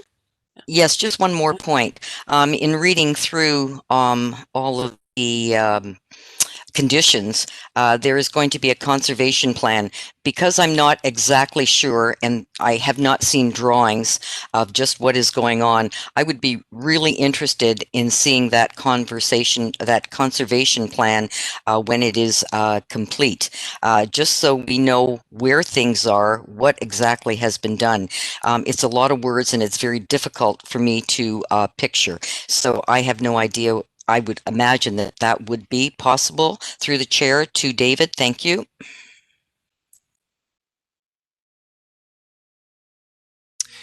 Through the chair to Janice, yeah, absolutely. Normally, we would take the a conservation plan to the policy and design working group. So that's typically the method of review, and to bring it forward to the heritage group. I'm sure you can join that group when it does come along. Certainly, and that was yes, a condition to the approval of the heritage permit to provide specifications and methodologies for the conservation and preservation of the building in terms of its ongoing monitoring and securing it during construction and post-construction.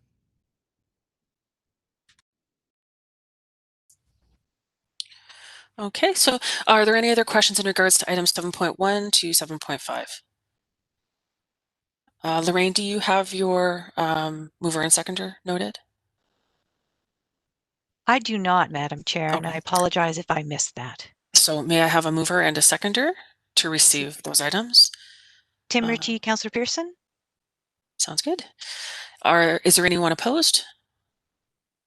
Seeing none, that item is carried. And we move on to staff presentations. So we have David Addington here with a presentation in regards to 9.1, which is the 2020 Summary of Heritage Activities. Thank you, Alyssa. And through the chair, I'll just try sharing my screen here. Oh, sorry, I hit the wrong button there.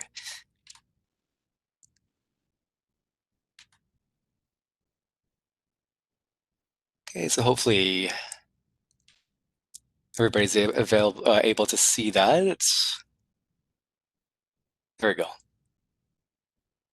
So just a really quick recap generally of the heritage activity from last year, 2020, but we also at the end of the presentation have a quick slide just showing the activity going back 6 years as well.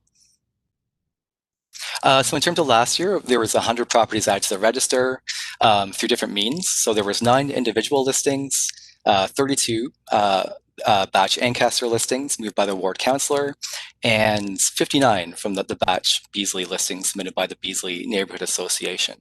So a fairly busy year, and despite the COVID shutdown for a few months.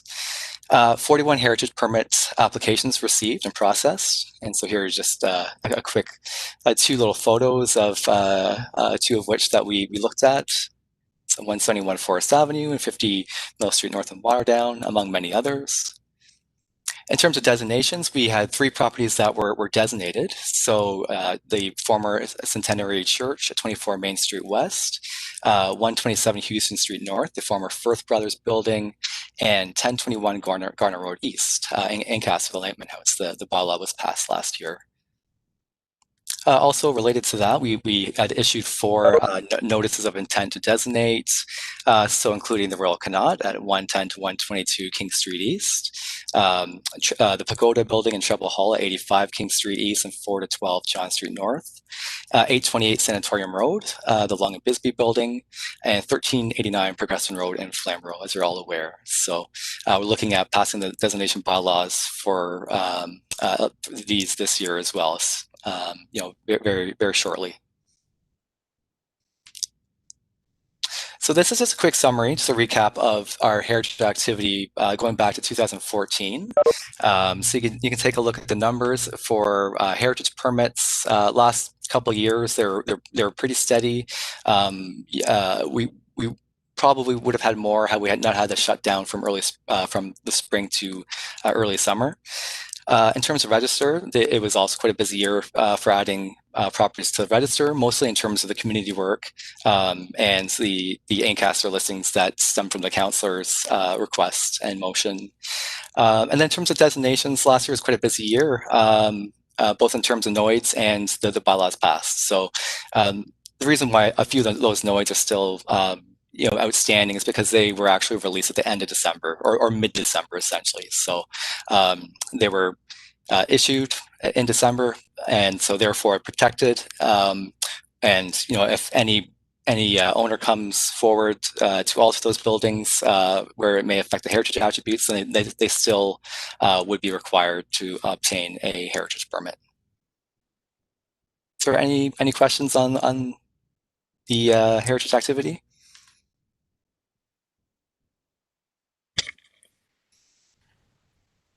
Janice, you have a question?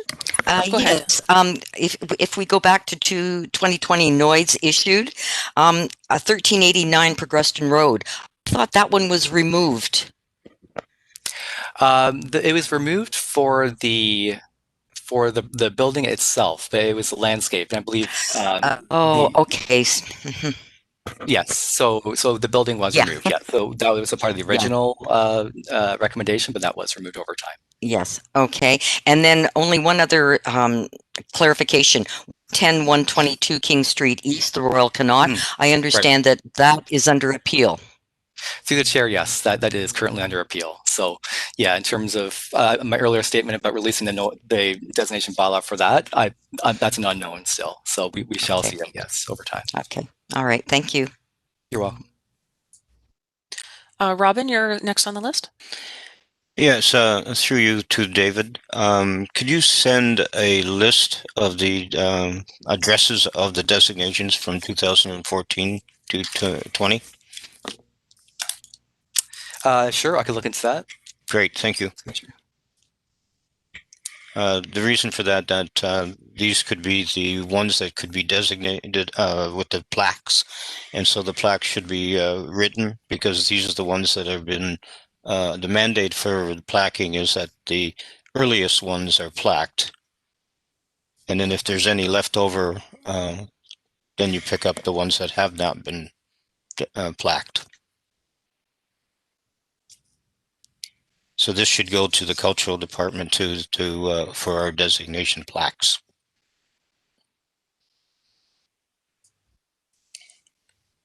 Okay, so David could look into that for us, Robin. Great, and I'd like to have a list too. Okay. Thank you. Are there any other questions in regards to the report? If none, may I have a mover and a seconder to receive staff's presentation? Graham and Bill? And do we have any opposed? Seeing none, that item is carried.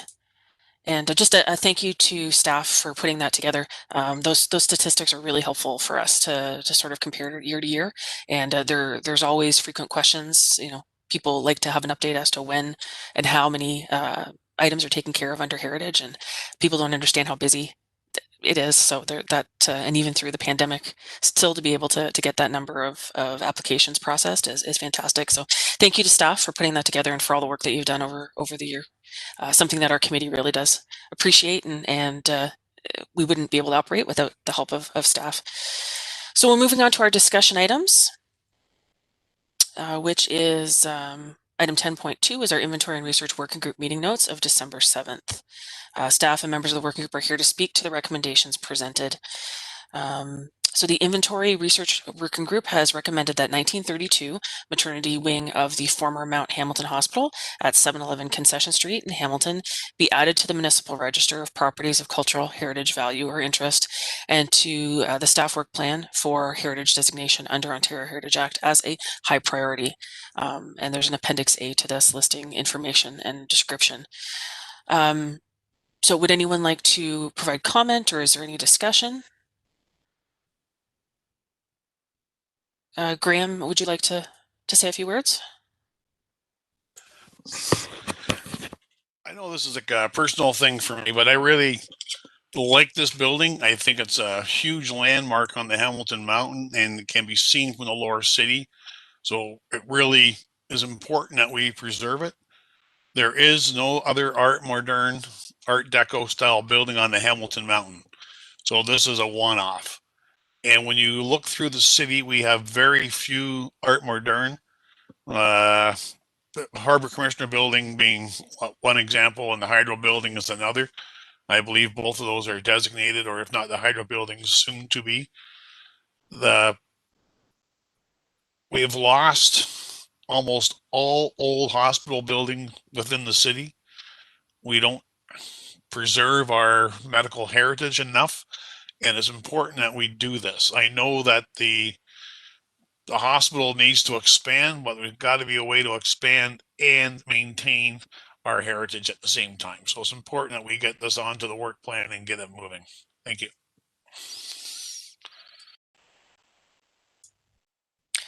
Thank you, Graham. David, do you have a question or comment?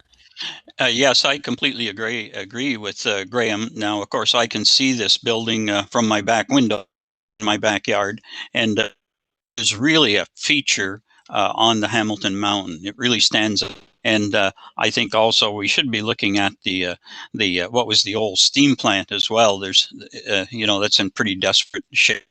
It is something that can be seen from almost all parts of the city, and I think we should be taking a little closer look at what is going on with these features. But certainly, I agree with Graham, and that is an imposing and important building for us here in the lower city.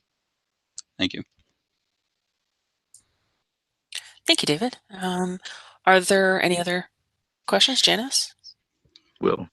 Yes, I would just like to add my compliments to Graham on the work that he did in preparing that preliminary evaluation. I think Graham started worked through November and had it mostly completed so by December, and then I think it was just one additional item that we had to that. And the committee was, the working group was completely supportive of that. So this is an important recommendation, and I certainly hope we're successful moving on to planning and council. Thank you. Thank you, Janice. And Will, I believe you had a question. Did you want to? No, I just want to pass on a comment. My two daughters were born there, and my mother died in the same place because at that time it was palliative. So, it's kind of, it goes from people born there to people dying there. So that's kind of a interesting history that I don't know where the palliative part came up. Well, it's definitely something good to note. And I think what we found is that there's a lot of people that have history with that building. So there's, and I think, Robin, you have a question as well?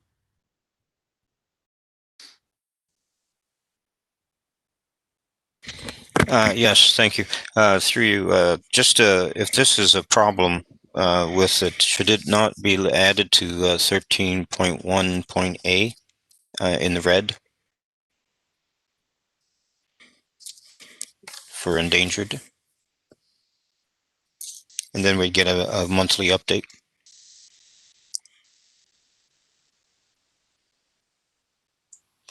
And I support that going on there, and I'll be the guy who monitors it if you like.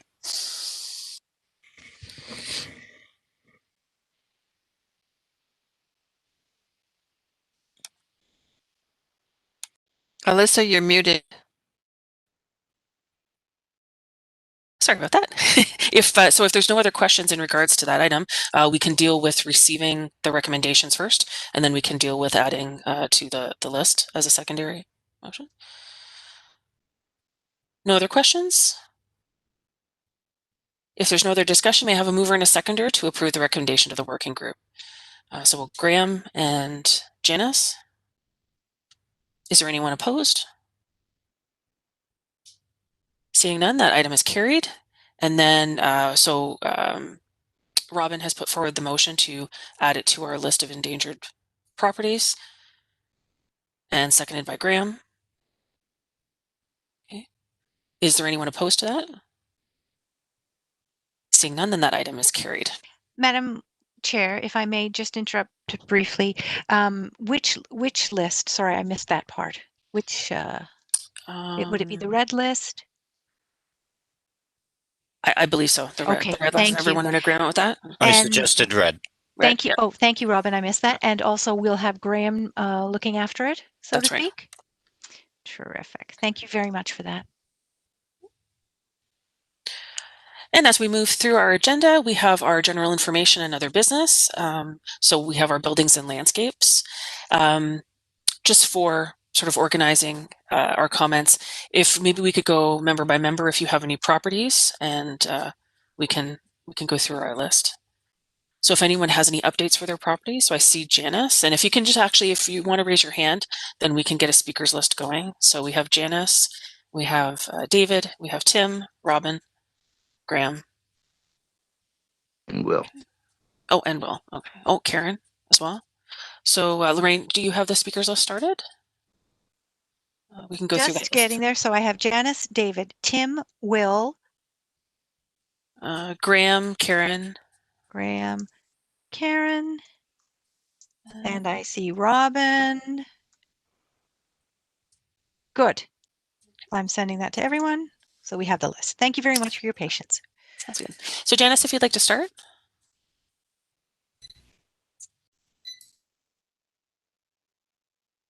Unmuted and I mute. I muted. I'm so quick at that finger. Yes, very quickly, I'm on 13.1A, and it is number 6. It's James Street Baptist. They have requested a renewal of the existing permit just because they were unable to meet their deadline. So that James Street Baptist permit has been renewed, no changes, and they have one condition that is outstanding, and all I can say is we'll see where this goes this time. And number 16, Television City, 163 Jackson Street West. I worked with David on this, so thank you to David. And obviously through MLE, Municipal Law Enforcement, we had some movement. The vegetation has been removed from the easterly side of the building and going around a little bit to the front, but there's much more to go, including that which is surrounding the windows, the soffit fascia, and of course going right across all the stone wall. And according to David, I guess they're saying this is COVID, but at least they've got a start on it, and still waiting on a property standards report, and David may or may not have that. Thank you.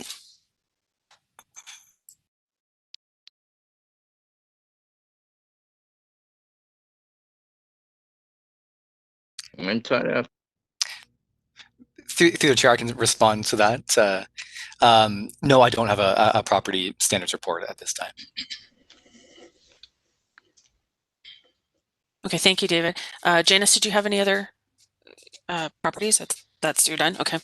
Will, can we just get you to mute yourself if you don't mind? And we're going to have David and Tim next in the speakers list, and then yourself. So, David.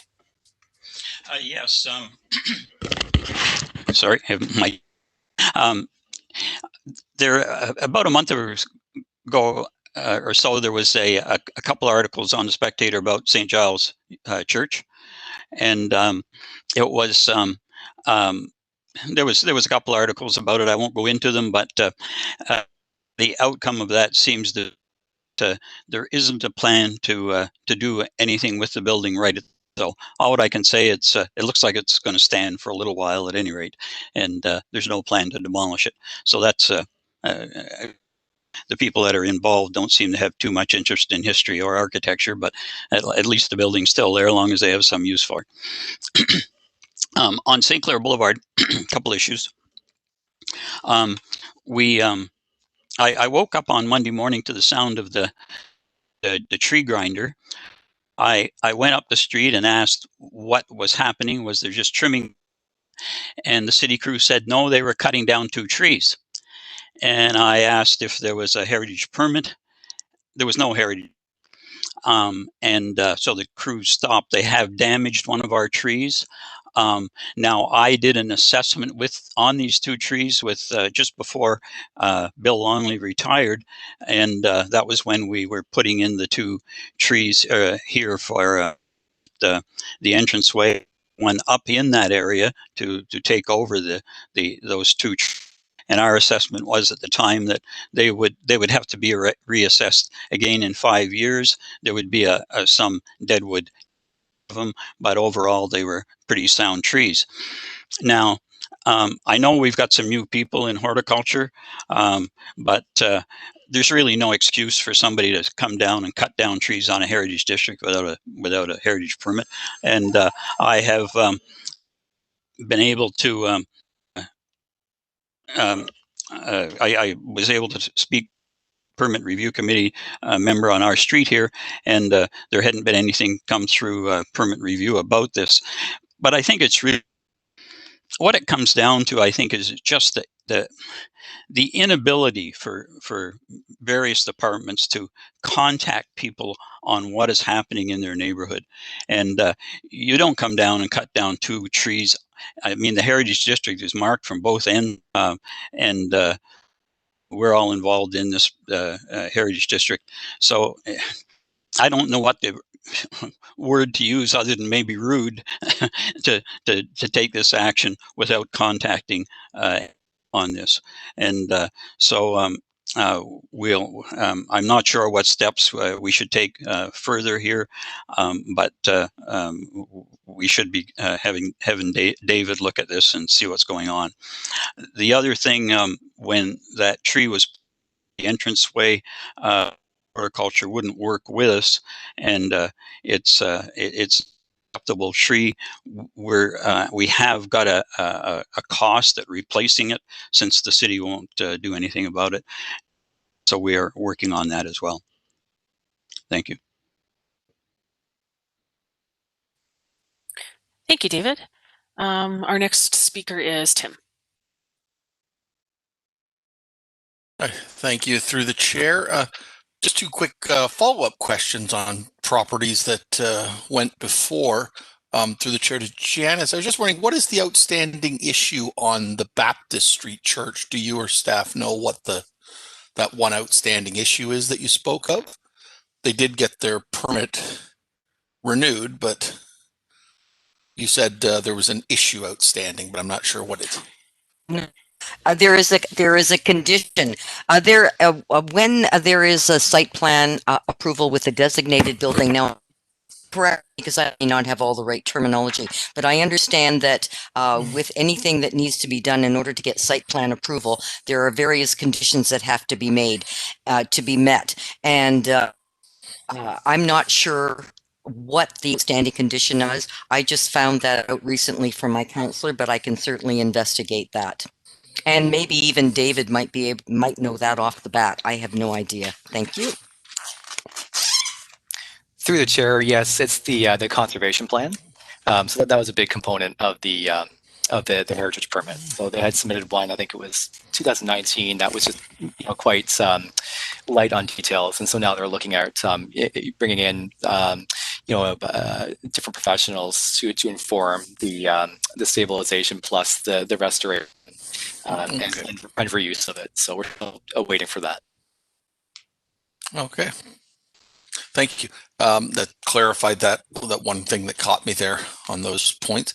Now, for my ones I've been watching myself, I see two of them were mentioned on our list here. The Treble Hall is being set for designation. It looks like that's going forward with no opposition. And the second one, the Royal Connaught, looks like there is probably the same group of condo owners are opposing it to the Conservation Authority. I just was wanting to clarify that I had both of those points correct, David, through the chair. Yes, through the chair, yes, that is correct. Yeah, so yeah, as I mentioned, Treble Hall Pagoda has been designated. There was no objections, and so it's just a matter of me getting the bylaw prepared to go to council for just final ratification. And in terms of Royal Connaught, yes, I believe it's some of the same owners who have appealed it, who voice their concerns at Heritage Committee. Okay, thank you. And my final question, final property that I keeping an eye on here, we had an article circulated to our members, and it was, I believe, out of the Spectator. I thought it was out of the funny papers, actually. It was about 3 years until the knitting mill gets developed. So that was, I thought that was comedic at best, and the pricing was, out of date beyond belief on what that possibly could be. So I had to thoroughly check that wasn't something from the Onion or the Beaverton or something. But no, that was an actual thing, because I have been getting increasingly frustrated along with the rest of my Beasley neighbors. We've looked at the state of it. I know at this committee, I've sent pictures through of the graffiti, the opened windows, the abandonment, and maybe something has been served, but no action has gone on with this property, and it is nearing the first steps of what we call demolition by neglect, and it's getting really worrisome. I don't know, through the chair, David, if you've had any feedback from licensing. I know at our last meeting you said something might be coming, so that would from enforcement, bylaw enforcement, not licensing. Through the chair to Tim, yeah, I haven't heard back. I've followed up to bylaw enforcement a couple times since, and unfortunately, I don't know. I can follow up again, but I'm not too sure the status of their review of the issue against the property standards bylaw. But yeah, I certainly can take another look and try to get some feedback from them once again.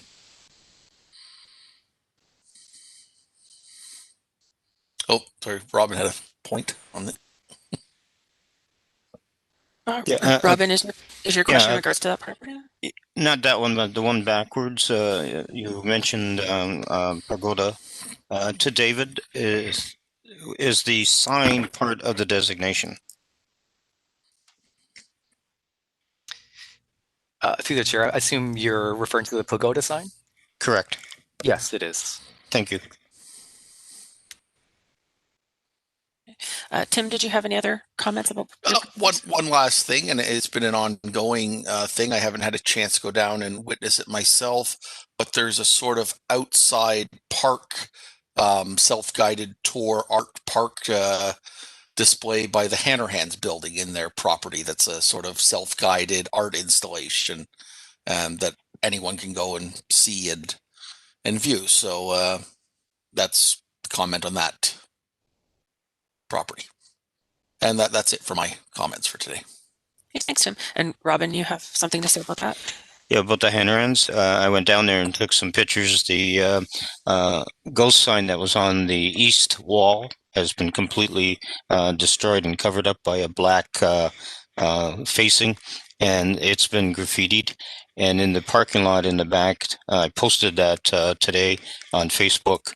It looks like they had a stage there. I believe it's part of a winter market that they were hosting. And David, I'm not sure if you have an update at all with how that project may be progressing. Through the chair, unfortunately, I don't know. Okay, so next on our speaker list is Will. There we go. Nothing too new, but a property that we should be watching because the Gallings people in the old Bank of Montreal library building are moving out to Waterdown, and the future of that building should be something we should be watching.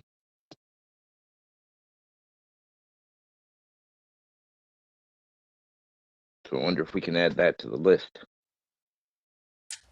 Alyssa, you're That's it. muted. Yep. Thank you all. Janice, I see a shaking head. Did you have a comment? Yeah.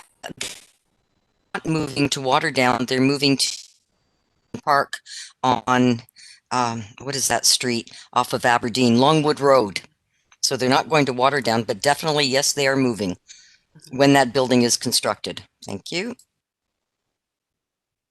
But we'll have an empty building though then, and that we should be watching.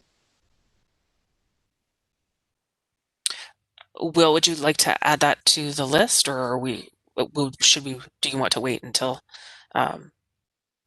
we hear more? I think they're a couple of years out from moving. Mm-hmm.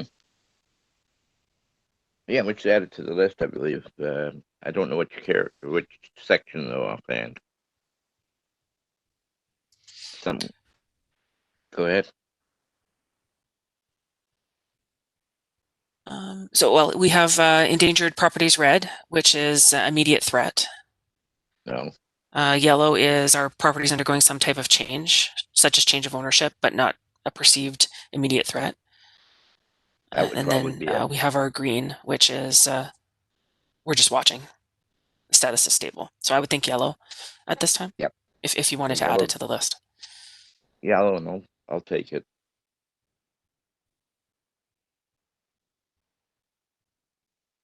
I recommend to go to yellow, and I'll, watch it. Okay. So that motion is put forward by Will. Do we have a seconder? I saw Graham's hand go up first.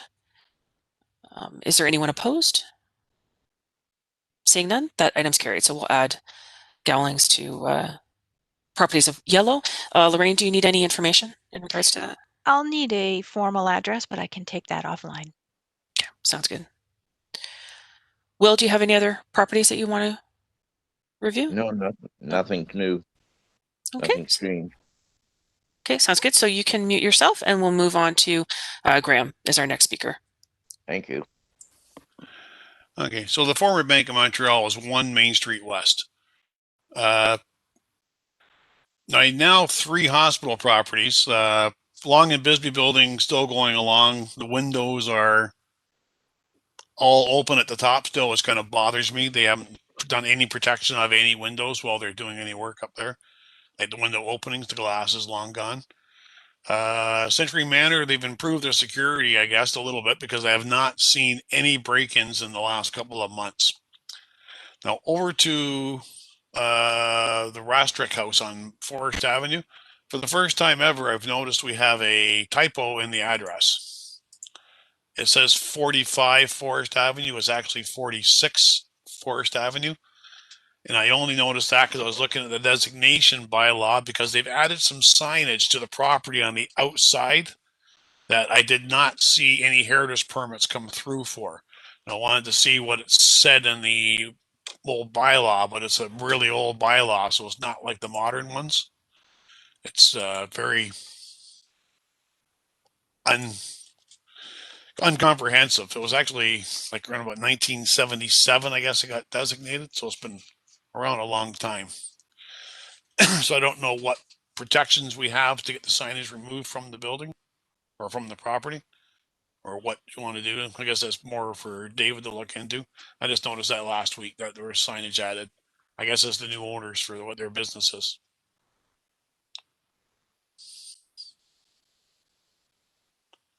And that's my report.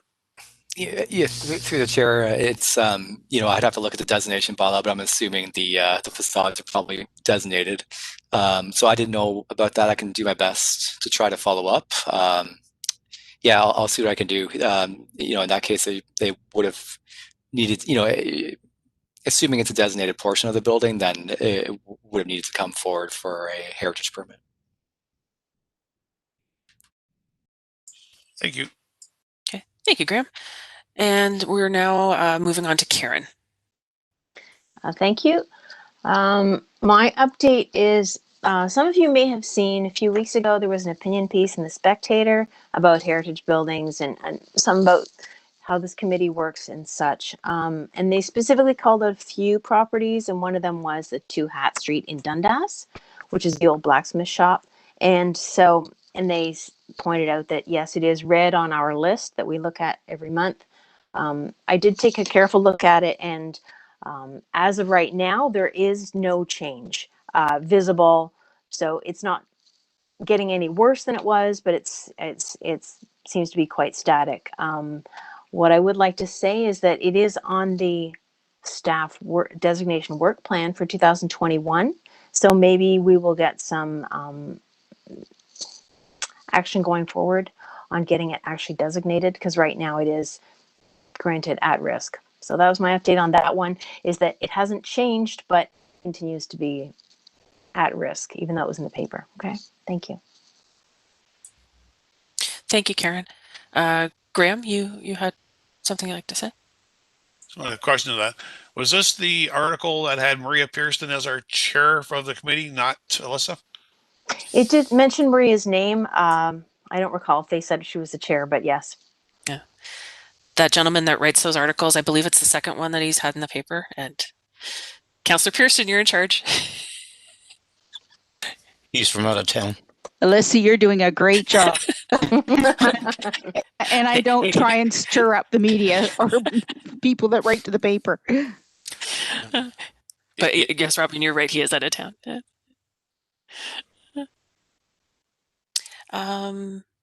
Alyssa, did you have some comment that you wanted to add to our discussions?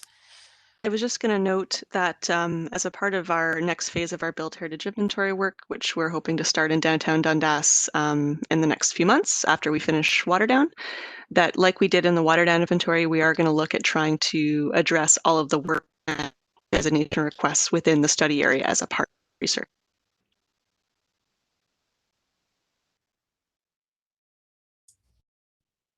That's great. Robin, I think you're the last on our speakers list. This is 13.1A, and it's IX, which is 9. 120 Parks Street. The roof is now on, but the windows are wide open, and it's winter.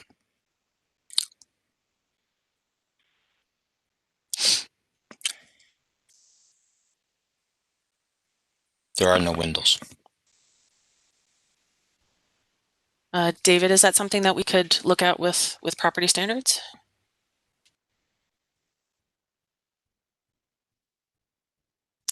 Through the chair, sure. That's something I can look into.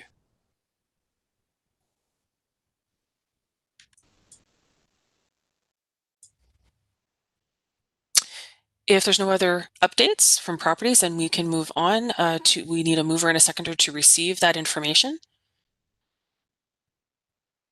I see Bill, I see Lynn.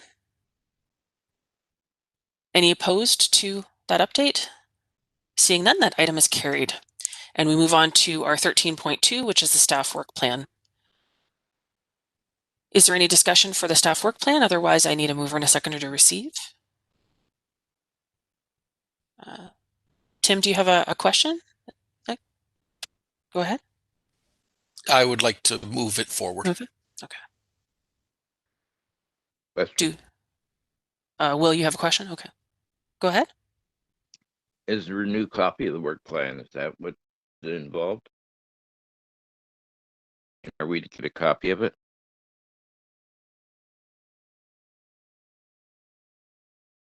Madam Chair, if I may, through you, Will, the work plan was issued with the addendum and is posted online. In current addendum, eh? Okay. Thank you. Right. I'll second the other. Lynn, I had seen your hand raised. Did you have a question of the work plan or just a second? Okay. So if there's no other questions and we have our mover and our seconder, is there any opposed? Seeing none, that item is carried. Okay. And so our next item is 13.3, which is the Hamilton Municipal Heritage Committee Awards update. So moving on to this item, I'll relinquish the chair to Chuck, and I can provide an update. So the Education Working Group has been working with staff to move forward with our nominations. We all know that with the pandemic, everything sort of had to come to a bit of a holding pattern, but we want to move ahead, and we have a target of Ontario Heritage Week that we want to launch something and finally release our list of award recipients. So the notification has gone out to all of those award recipients, and we're starting to get feedback from them right now, which is fantastic. Nothing but positive feedback. Everybody's very excited to see that they're getting acknowledged, and very much surprised. They're not expecting it, but again, they're looking forward to seeing what we're going to do. What we have been sort of in the process of working on is Communications Department has been helping us with a production of a 4-part video series. All of the videos are less than 5 minutes, but we'll have an introduction, and then we'll be highlighting all of our award recipients. And then we're also going to be tying that into updating our awards webpage online. So that'll be the place where we can direct people's attention, and then we can highlight each of the recipients in a little more detail and show some before and after photos. And so the working group members have really been working hard to get all of that sort of put together, getting letters put together and written for each of the property owners so they could be mailed out, putting the list of property information together, getting that contact information, right down to working with communications to do storyboards to get those videos in a good shape and representative of what we want to do. So as the chair of the Education Working Group, I really do want to say thank you to all of the Education Working Group committee members, because without you, this wouldn't be happening. And the other thank you is to staff. I know there's a lot of things on everyone's plate. It's a very busy time, and how we have to manage how we work differently now. But the fact that you've made time to help us with our awards so that we can honor all of those recipients is really, we're really grateful for that. So again, thank you to that. So as a committee, we need to all watch out for an announcement. And again, we're still trying to target for Ontario Heritage Week, which is February 15th to the 21st. So watch for more information, and we'll let everybody know. So. Okay, thank you, Alyssa. Are there any questions for Alyssa at this point? I see Robin raising his hand. It's not really a question. It's actually more information. The city has canceled Heritage Day this year. And the excuse is the COVID, and also the idea that the videographer could not do the intro and extra and inserts because of the COVID. So Heritage Day is canceled, which is February the 20th. But the Hamilton Wentworth Heritage Association is going forward with a Heritage Day presentation on the 20th with a PowerPoint presentation online on the web. And I know this award, our awards are not part of Heritage Day. It's leading up to Heritage Day. So together we can put both together and still have the Heritage Awards and the certificates for the members of the association. So that's two things going together, even though the Hamilton Heritage Day has been canceled, and they're moving it forward to Canada Day, and they're going to put it together as Heritage Day, Canada Day, and the 175th anniversary of Hamilton. Just an FYI.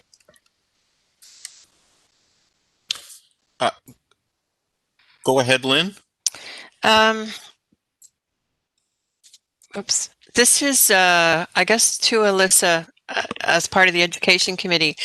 Several of the people today were very concerned about their property values if they were on the register. And at one point, was there not talk about putting something together with real estate agents and city staff to try and about whether a designation does or doesn't impact property values? Well, I know there was this study that was supposed to be taking place that council had engaged in. Maybe David, you'd have a better idea of what the status of that study was. Yeah, through the chair, and we did write a short report based upon a little bit of the academic research that was available to us in terms of it's the old Shipley study and a few others that looked at the impact of heritage designation to property values. We also contacted the Real Estate Association as well, and wanted to see from their perspective if they had any specific data on hand that was, providing a basis for some of the agents, stating that this could, designation could negatively affect their property values. And at that point, they said no, they were surprised that that information was being sort of sent out sometimes and communicated. So from their perspective, they had no quantitative data to state that there was any correlation between heritage designation and property values.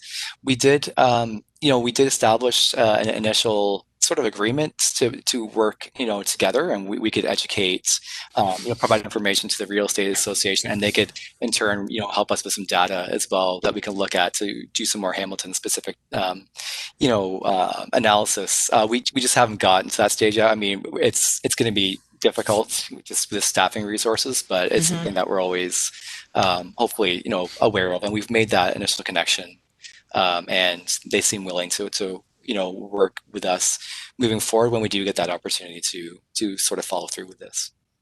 Okay, thank you. I think I saw Janice raise her hand first, and I see Councillor Pearson and Robin also, but go ahead, Janice. Yes, thank you for that. And I do quite remember the report that came out, and it was probably a number of months ago, maybe even just before COVID. But I really like what Lynn said. I think she directed it to communication and education. And I'm just wondering if maybe down the road, that might be something that we might as a group take on and see if we can produce something that is a little bit more user friendly and not done in a report form to let people know that property values, if anything, increase. So I'd really like to keep that on the burner because it was very disappointing to hear all these people being so upset about their property values being lost. Thank you. That's all I wanted to say. And I agree with that too. I thought about, the education group also taking on the task once we're through this awards work on producing some form of a glossy that can be posted or shared, kind of like some of the 1 or 2 pagers we've seen, because I mean, obviously it's quite pervasive in certainly certainly portions of the real estate community, because that message, we keep hearing it, obviously. So I would echo that as well, about some effort maybe from the education committee. It's probably too much to ask staff at this point, given all the other demands. And I think there's, with some help from staff, maybe there is something we can do from the education side. So I agree with that. With that said, let me pass it over to Councillor Pearson. I think she had a point she wanted to make, and then Robin's next after that. Thank you, and thank you, Mr. Acting Chair. I just for the committee's information, I found the report in my folder here. So it was May 14th, 2019, that the city planning clerk, legislative assistant, sent it out to us as councillors. David, I see David was also on here. If I send this, I'd be happy to send this. This is the Shipley study that was done. It was, I'm just going to click on it. It's actually 2000. Heritage designation property values, is there in effect? So it was done by Robert Shipley, University of Waterloo. I'd be happy to send it to Lorraine, and if Lorraine wants to send it out to everyone, so at least you got a starting base, would that be helpful? Yep. For everyone, because I don't think it ever went to the Heritage Committee members. And the other suggestion I'm just going to say, and I don't know how it could be, but if there's a group that maybe can approach the real estate board locally, that they may have information as far as the sales of designated properties and whether their values were affected because they're designated. I mean, time and time again, we say they're not, and I don't believe they are either. I think the bigger concern that a lot of residents may have is that what being designated, how does it affect me if I want to do an upgrade or change something in my home? And those are the things that I've always heard over the years as being a bigger concern. So I just want to put that forward. I'm going to send this to Lorraine now, and she can disperse it later. I just wanted to put that on the floor. Thank you. Thank you, Councillor Pearson. Robin, you had a point you wanted to raise, or a question? Yeah, the other fake news that's out there is that insurance is going up because you have a designated property. That is not true. It's just a house that is insured, and that is another false claim. And the idea of designating a heritage building, it's because it's rare, and because it's rare, value goes up. Just comments. Thank you, Robin. If there's no other questions at this point, may I have a motion to receive the information regarding the Heritage Awards update from Alyssa? And I see comment? Tim and Lynn. Or Tim, did you have a question? No. Okay. No, Will here. Or sorry, Will. Yeah. Okay. Well, please go ahead with your point or question, and we'll go back to the motion after you. I think the problem with education is that the people that are going around doing this preliminary research are, sending them a note saying, hey, we're looking at your house, to maybe designate it. And maybe that's the time that, a bit of education could take place. And then they would realize it's not going to happen next week. It could be, 2032, and that being added to the list does not make it a designated house at all. It could take years. And we need to explain that to them, maybe. And thank you, Will. And I saw that in Alyssa Golden's presentation earlier on, and I'm sure the that was part of the education process, but obviously, you know, this is something that we need to reinforce. Janice, you look like you have either a question or a point you want to make. Please go ahead. No, I just want to make a point, and this is to folks know that both the Beasley Neighborhood Association and the Ancaster Village Heritage Community prepared their own flyers at their own expense that were very informative and quite not heavy-handed in any way. So I really think that these people have to be commended to in doing that bit of education with regard to designations and to inventories and to registers and all the things it means. And I know that Alyssa Denham Robinson could probably provide you with those. I think Alyssa Golden probably has them as well. On that there has been a real attempt.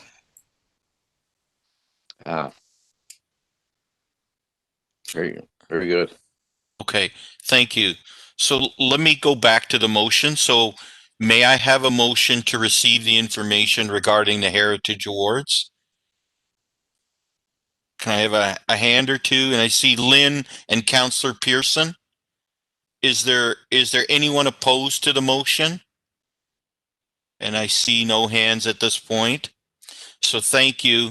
And now I'll relinquish the acting chair for now and hand it back to Alyssa. Thank you, Chuck. I get the fun part of just calling for adjournment. So if there's no other updates or if anyone has any other business, I see. Oh, David's hand. David, do you have something you want to say? If you could just unmute yourself, David.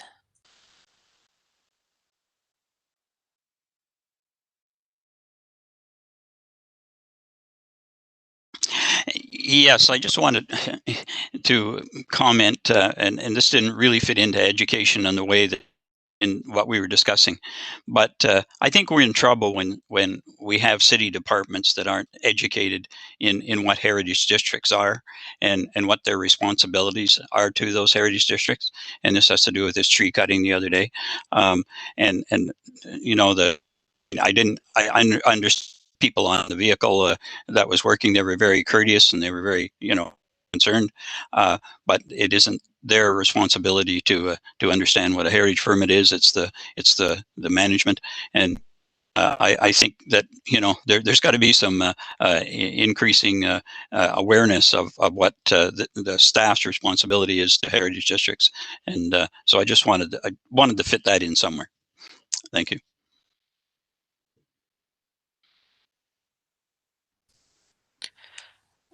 Thank you, David.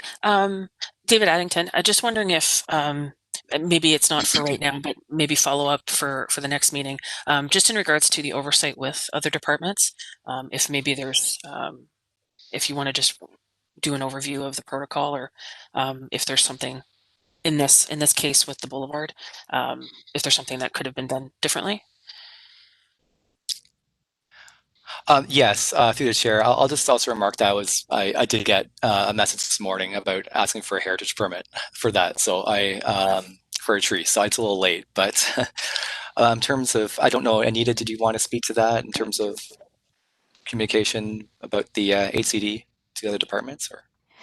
Sure. Thanks to the chair. I think, I mean, it's a good point that's raised. I think, there are often new staff that come on board and perhaps they're not aware. So what I will do is reach out to the manager of that group just to make sure that they're aware that there are conservation districts across the city, and some of those include the protection of trees. So to make sure that they understand a heritage permit would be required. So I'll make sure that happens. That's great. Thanks, Anita. Councillor Pearson? Thank you, and I appreciate Anita taking that.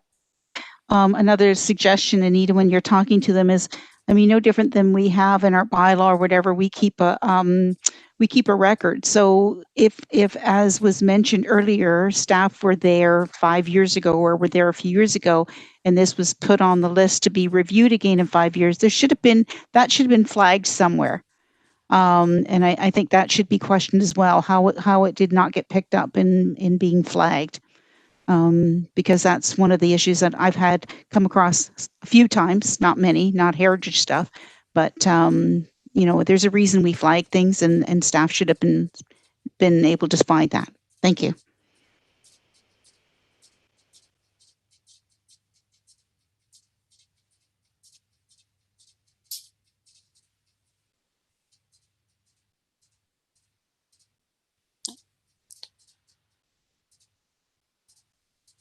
I'm sorry. For some reason, everything sort of stopped there for a second. Councillor Pearson, I didn't quite hear the last part of your. Sorry, no, I just finished off with asking Anita. Can you hear me now? Yep. Yeah, if she would just verify with them, if these things are flagged, as was mentioned, this particular area was flagged a number of years ago for the staff to come back in 5 years to evaluate again, why that wasn't in a system somewhere. Because I think it's imperative. I mean, we have the technology now that somebody just should have called up and bang, the address is there, and you would have seen something flagged. Yep. So somebody should have been aware of it. So just leave it into Anita's capable hands. Thank you. Okay, that's great. Thank you very much. So if there's no other items, we will need a motion for adjournment. Councillor Pearson, seconded by Graham's waving frantically. If there's no one opposed, then that item is carried and we're adjourned for the day. So everyone, thank you very much for the meeting today, and look out for your email for next meeting updates and our agenda. Thanks, Alyssa. Good job. Thanks, everyone. Okay. Thanks, everybody. Next meeting is June, is that right? For you. The rest of it in February.